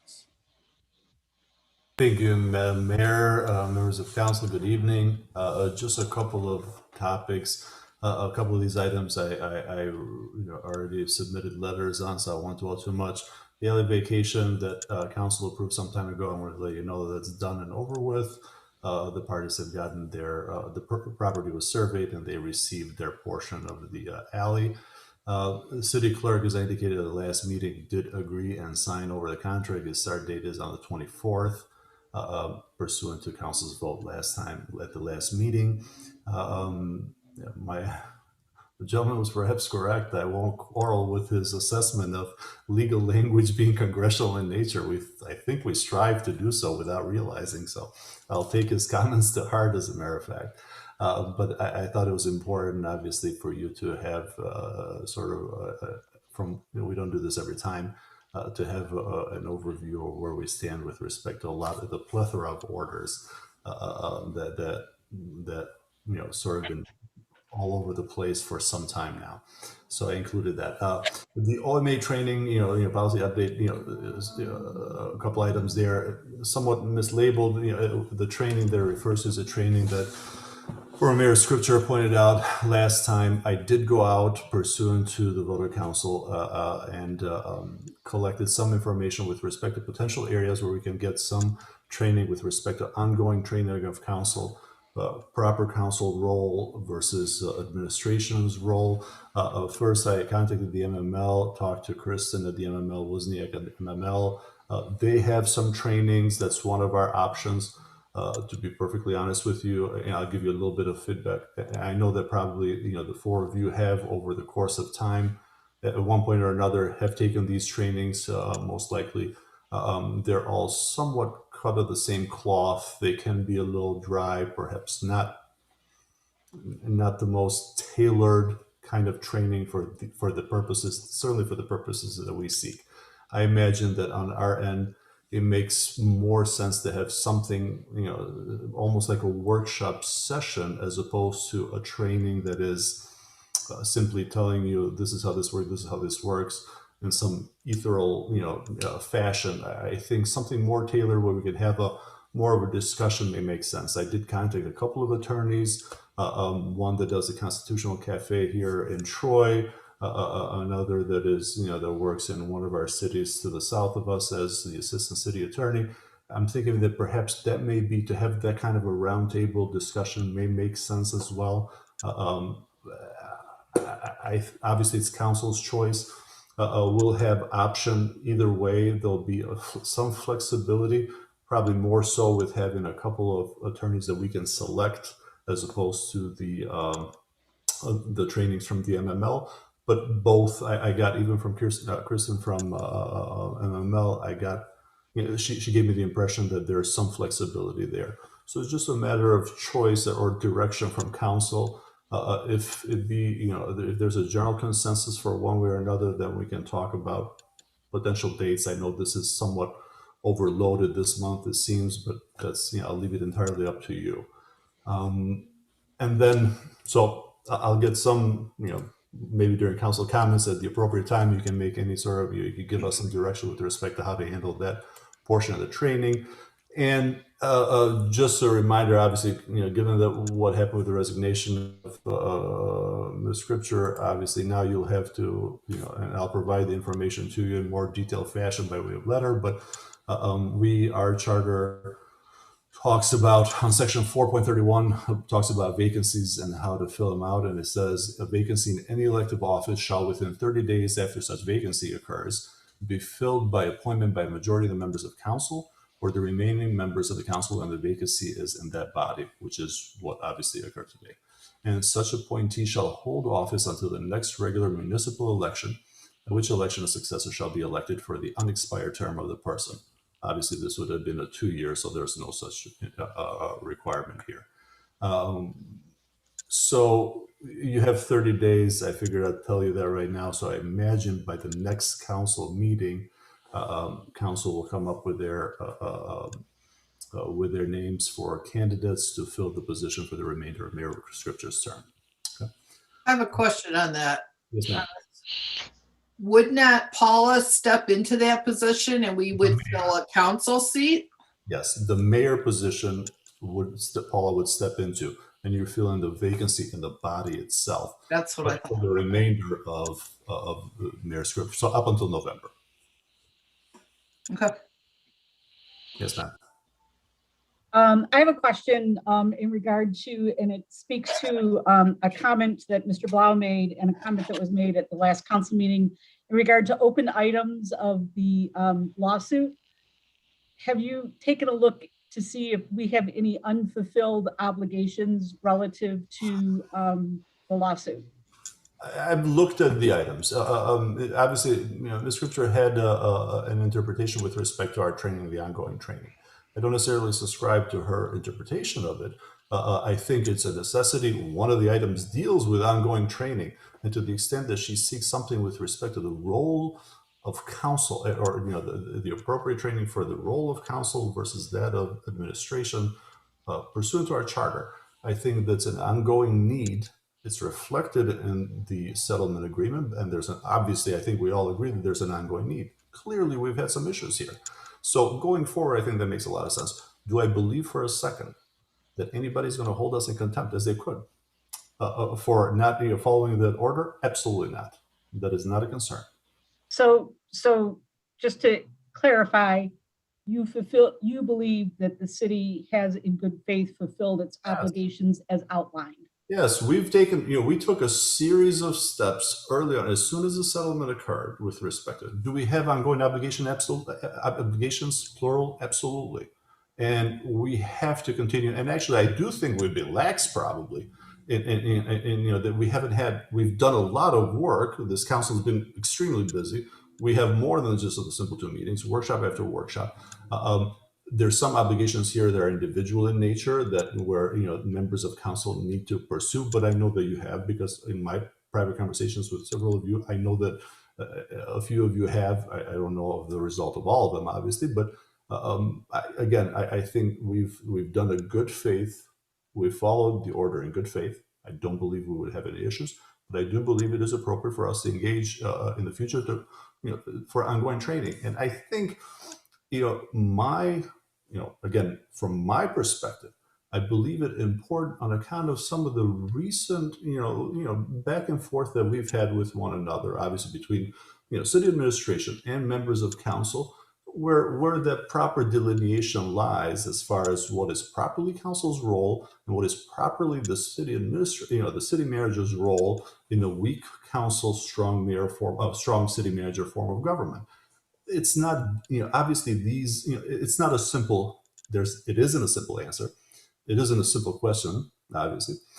And so to continue to get training, to continue to get better, to revisit the OMA, FOIA, everything else, both for the city and city council members, I think it's a necessity. It's a plain necessity. The will of council has always been there. Sometimes we need a catalyst. I'm glad the mayor scripture raised that issue. I think it's important. Do you recall if it was this council or the former council that participated in the OMA and FOIA training? Because I don't remember if it was the end of that council or the beginning of this one. I think it was I believe it was the beginning of this one. It was. I'm pretty sure it was the beginning of this one. Thank you. It was when my son was in the hospital. Yeah. So, yes. Right. Okay, great. Do you have anything else for Mr. Newshine? No, thank you. I'm Does happy to anyone answer. else have any questions for Mr. Newshine? Okay, let's go on to our city manager's report. Mike, what do you have for us this evening? Thank you, members of council. Just a brief coronavirus update, just as we're doing as the first meeting of the month. We met this morning as staff, all the department heads, to discuss our current practices and discuss all the state orders that Scott always runs. For the safety of the employees at this time, we have decided to maintain the status quo as what we've been doing through the end of May at least. With still doing appointments, which has been working out really well, that Nick has out there just to get us through May before we can get August on board on the 24th. Appointments have been working great. Business is getting done. I've talked to Joan. Building department is running smooth. Treasurer, Stacy's working things there. Michelle, everything is doing well. Scott and I concur on this, and the rest of the staff will maintain the process that has been working so far with all of us. The other item, just for an update, RFP and the proposals, just so you know, to keep you on track with things, is we are still reviewing them this week, and we'll present a recommendation at the May 18th meeting as well, because that will be kind of incorporated into the budget. That was presented as a top issue that we wanted to address, which was the security of our technology infrastructure here. So we're working on all of that. I think we've kind of narrowed it down to 3 now. That other municipalities have kind of utilized as well. So they have a lot of experience with the needs that we have here with that. So we'll be presenting that. I'll follow up with the other department heads to kind of see any questions they might have from those firms. Job openings. We have job openings for the DPW summer help, parks and recreation jobs. Check out our city website. We just had Nick post it on social media. Basically, I know Gina's having a struggle everywhere. I feel like in the state and across the nation is hiring. So we're kind of all struggling to bring people in, but we need some people to kind of get things rolling again. And we're just really, it's out there again, put it out in the sphere to say, hey, we got some jobs that are open, good summer jobs, good full-time. We have a full-time position that I think, just closed with Teresa's job. But we have a couple other part-time, so just look at our website. When you go to the homepage, it's under jobs, and it'll say all the openings that we have. You can apply online. As far as the other item that I put on here, police transparency dashboard, I wanted kind of Scott just to give a brief overview. I know we were trying to get it, I wanted to share it, but we're having issues with our website with publishing some navigation panels, so it's not there active, but I just wanted the chief to kind of give just a brief overview of what might be coming. Sure. So what this is when you go to the police page, you'll be able to click on it. What it does is the clemency reports that council gets, which is our arrests and our citations. This company came along, Oakland County's flipping the bill for 2 years for all Oakland County departments to be on it. It takes our statistics and it puts them by race and gender, and it breaks them down to nice graphs for arrests, citations, and our calls for service. So it's nothing more than everything we do every day. It just makes it available for the public, click on one button and get everything that they need for that current month, and it backs up 2 years of statistics. We have it available, for us to view. We just can't get it on the city website yet because of some difficulties with that company that runs the website. But we're working on it. It will be up, and everyone will get an email, and we'll put it on Facebook and get it out there to the public when they have access to it. That's just to continue with the transparency that a lot of residents, I believe even council have asked for that, to make sure that, we're all seeing the same information. Just the final point, I wanted to say Happy International Firefighters Day. So if you see your local firefighters, Troy's not on, but all the firefighters out there, appreciate all that you do. Today, give them a big wave and a smile. Just wanted to say that. That's all I have this evening. Thank you, Mike. Does anyone have any questions for Mike? Great, then we'll move along to city council comments. Councilmember Sampson, I'm going to let you go first. Oh, thanks. You're welcome. My first question is going to be to Mike. When are you going to give us a copy of the subpoena we got that you had for over a month? And what is it about?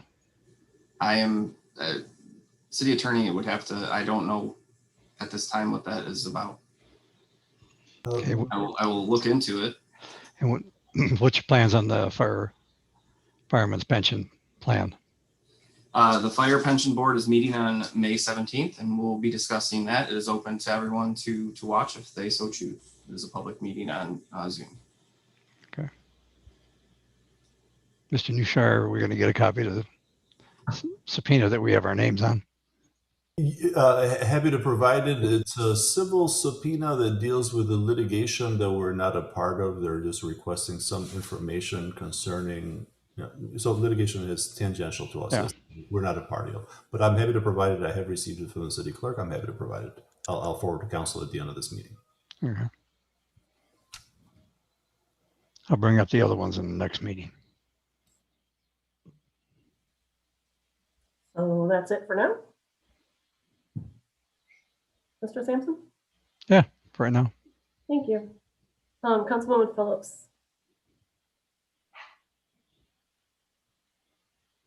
You're on mute. Yeah, Kathy, we can't hear you. Great statement, Kathy. I have a couple things. One is, I know, Matt's not on here. So Scott, if you could give him a heads up that 165 Hendrickson is, could use a haircut. It's getting kind of wacky looking. So with that being said, the other thing is, I'm still kind of in shock from the beginning of this meeting. Totally blindsided. And we have to move on from there, obviously.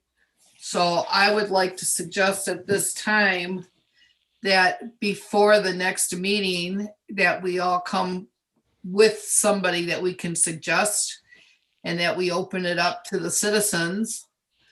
And if they're interested, to let Mike know or let one of us know. And so that we can make this decision, so that it would be from whenever they're appointed till the election in November, technically till January in November. I was thinking we were the big time in November. So it's not a huge commitment, but they may like it and they may decide to stay on.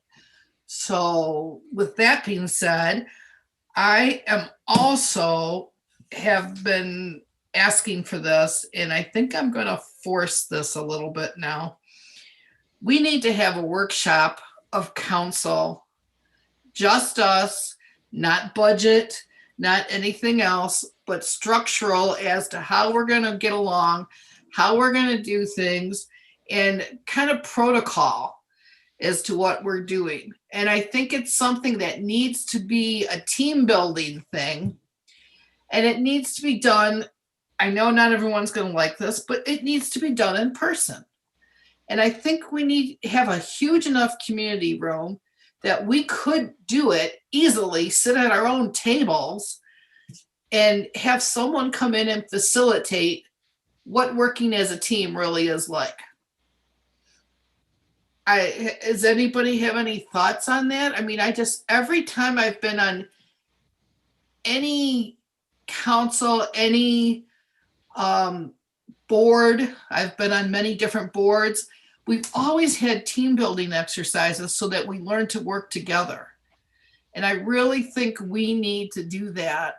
It's something because of the pandemic, we never really got to know any of each other well. I mean, you just seeing each other on a Zoom meeting for an hour and a half here and there, to me, doesn't do it. Kathy, if that's in a form of a motion, I'll support it.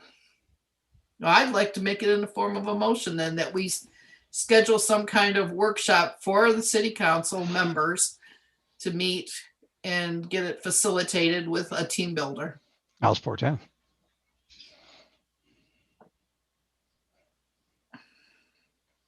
Ms. Councilwoman Moffett?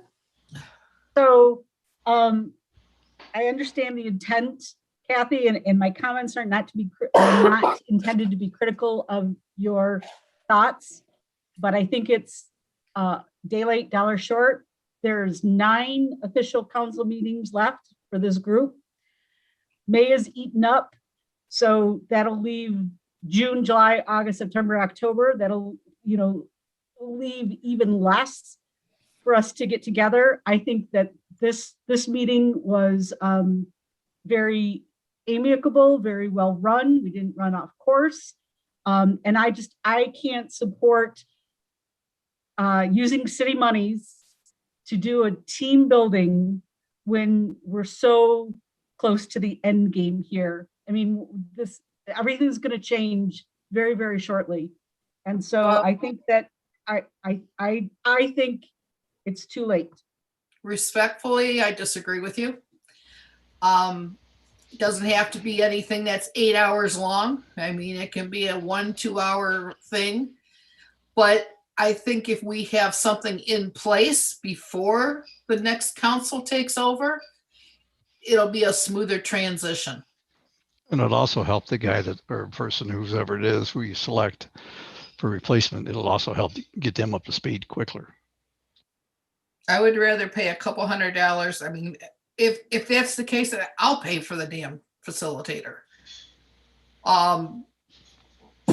Because I think it's something we sorely need and should have had it in the beginning of when this council's term came together. But unfortunately, there were other issues of not allowing that. So I'm throwing it out there. I'd like to see it done, even if it's for an hour, hour and a half. I just think we need to have some cohesiveness. And just because there's only 3-4 months left, I don't care. There's still 3-4 months left. We don't quit working just for the, because we're almost to the end. That's just my opinion. Would you be agreeable to waiting until after we put our new person into place, and once we've taken care of budgets and everything? I think it's important to, but I think the problem is greater than just council. I think it's an administrative council issue as well. So I think maybe we need to think about this just a teeny bit, so that whatever we do is going to be something that's going to be really beneficial, right? We're not going to make personalities are not going to change here, but no. If goals could be the same, and if we could just even set some really impressive goals for the last 6 meetings that we'll have by the time we get around to something like this, or 5, how many ever it would be.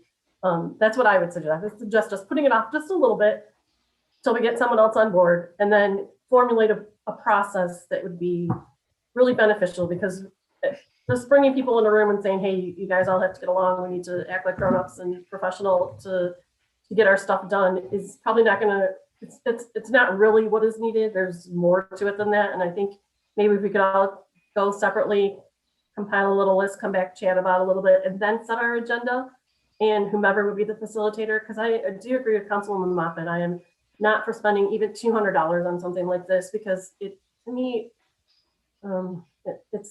it's money that could be better spent on something else throughout the community. So. Well, Unless anyone has any other comments. I guess that's where we disagree, because I think $200 would be well worth getting a council to work better together. And I'm not saying because of different personalities, I'm not saying because of different this, that, or the other thing. I'm just saying structurally, learning the pros and cons and the ins and outs of being on a council. So I think we should talk about it at the next meeting. And yeah, I don't think we should do anything until we have somebody on board, but I think it would be very beneficial if once we do have this 5th person on board, to have some kind of workshop, so at least bring them up to speed, and then we're all on the same footing. To ask one more question, I would ask Rennis if you feel that that could be folded into the workshop that you're already considering composing, since we're making it up. Yeah, I mean, so thank you for bringing that up. And obviously, I didn't forget I was going to ask at the end of this whether you could have a little bit of discussion to get some consensus, whether you wanted to go the way of MML or give me some direction to find a couple of attorneys that do municipal work, they're involved in the municipal world, to come in and actually have some like a discussion. And I know that the MML, from what I looked at, I know that they have a bunch of these topical kind of trainings. Their value, if you've taken one of those classes as I have, it feels like, and I don't want to talk down on the MML, but it feels like you've taken them all, but some are very helpful, very useful. It depends on the personalities of the people that are there, obviously. We wouldn't necessarily be able to control that.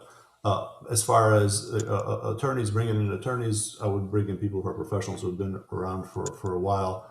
You know, I'm sure they can address some of these issues, try to have a discussion.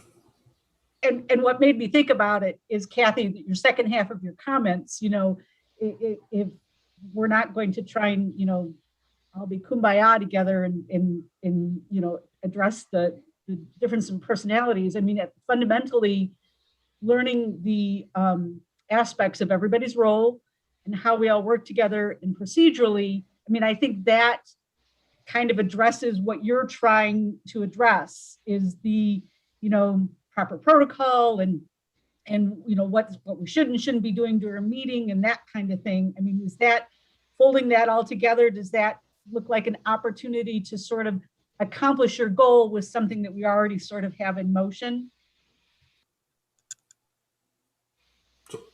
You asking me? Oh, yeah, I don't care. I mean, as long as something like that is covered. If that's worked into the subject matter of the day or the evening, whatever, I'm cool with that as long as something's done.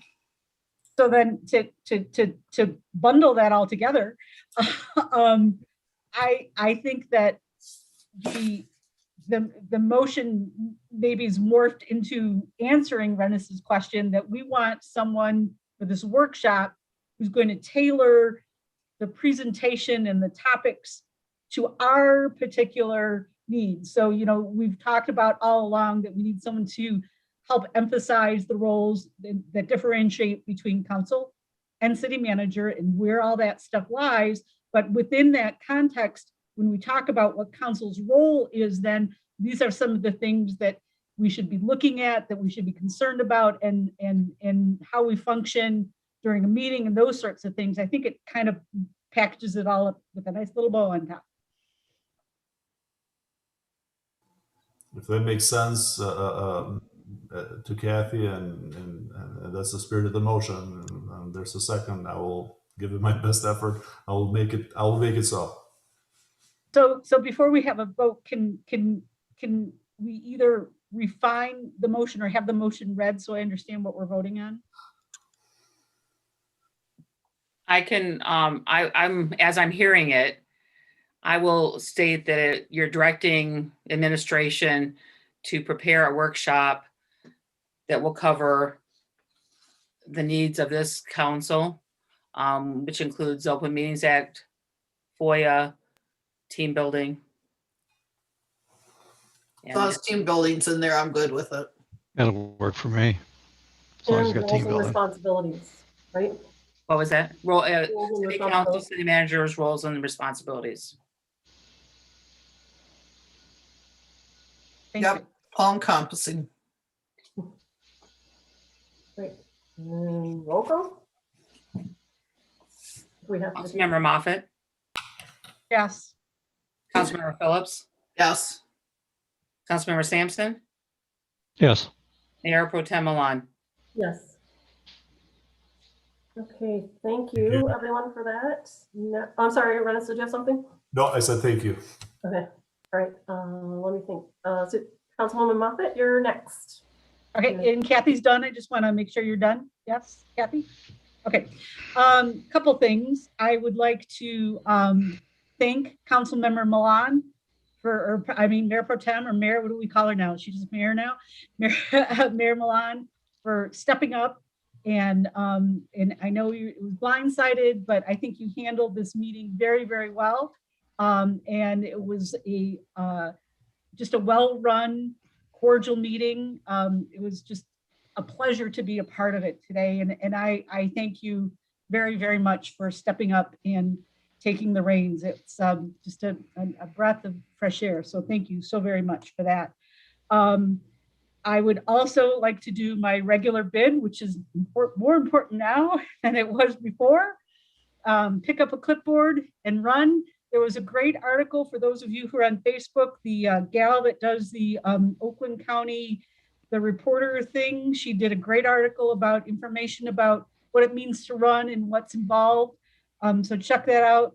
Please consider, talk to your neighbors, talk to your friends about running. We need good civic, people with civic-minded duty to step in and take some of these seats. And finally, Sunday's Mother's Day. And so I'd like to wish everyone, whether you're a natural mother, an adopted mother, or someone who served in the role as a mother, I wish you a happy Mother's Day. I hope that you have a pleasant day and you're treated as special as the role that you hold warrants. And that's all I got. That was nice. So I would just like to say thank you for everyone for bearing through my sound issues in the beginning, my shock and awe in the beginning, my stumbling through some of it, but I was shocked and kind of saddened today because I hate that someone gave up a role that I know they fought for. And I know our styles are all different, and I know that our skills are all different, which is why we're all important, because we all have different skills and viewpoints and vantage points and such, which makes all of us important. So I just want to say, gonna do my best to do whatever we have to do for this community, as I know you all are. And I just ask that we can all just move forward with grace and dignity for our community and for ourselves. And I wish Mayor Scripture the best. I'm really kind of saddened that she felt the need to do this for her own personal reasons, because like I said, she has some very valid skills that were very needed on this council, but I can understand being exasperated. I think I've had those moments here not too long ago also, but we're going to persevere. This is a great community. The joy of it is we have people who are interested, who show up and listen to all of these things and try and put their thoughts in and figure out what we're doing and where we're going.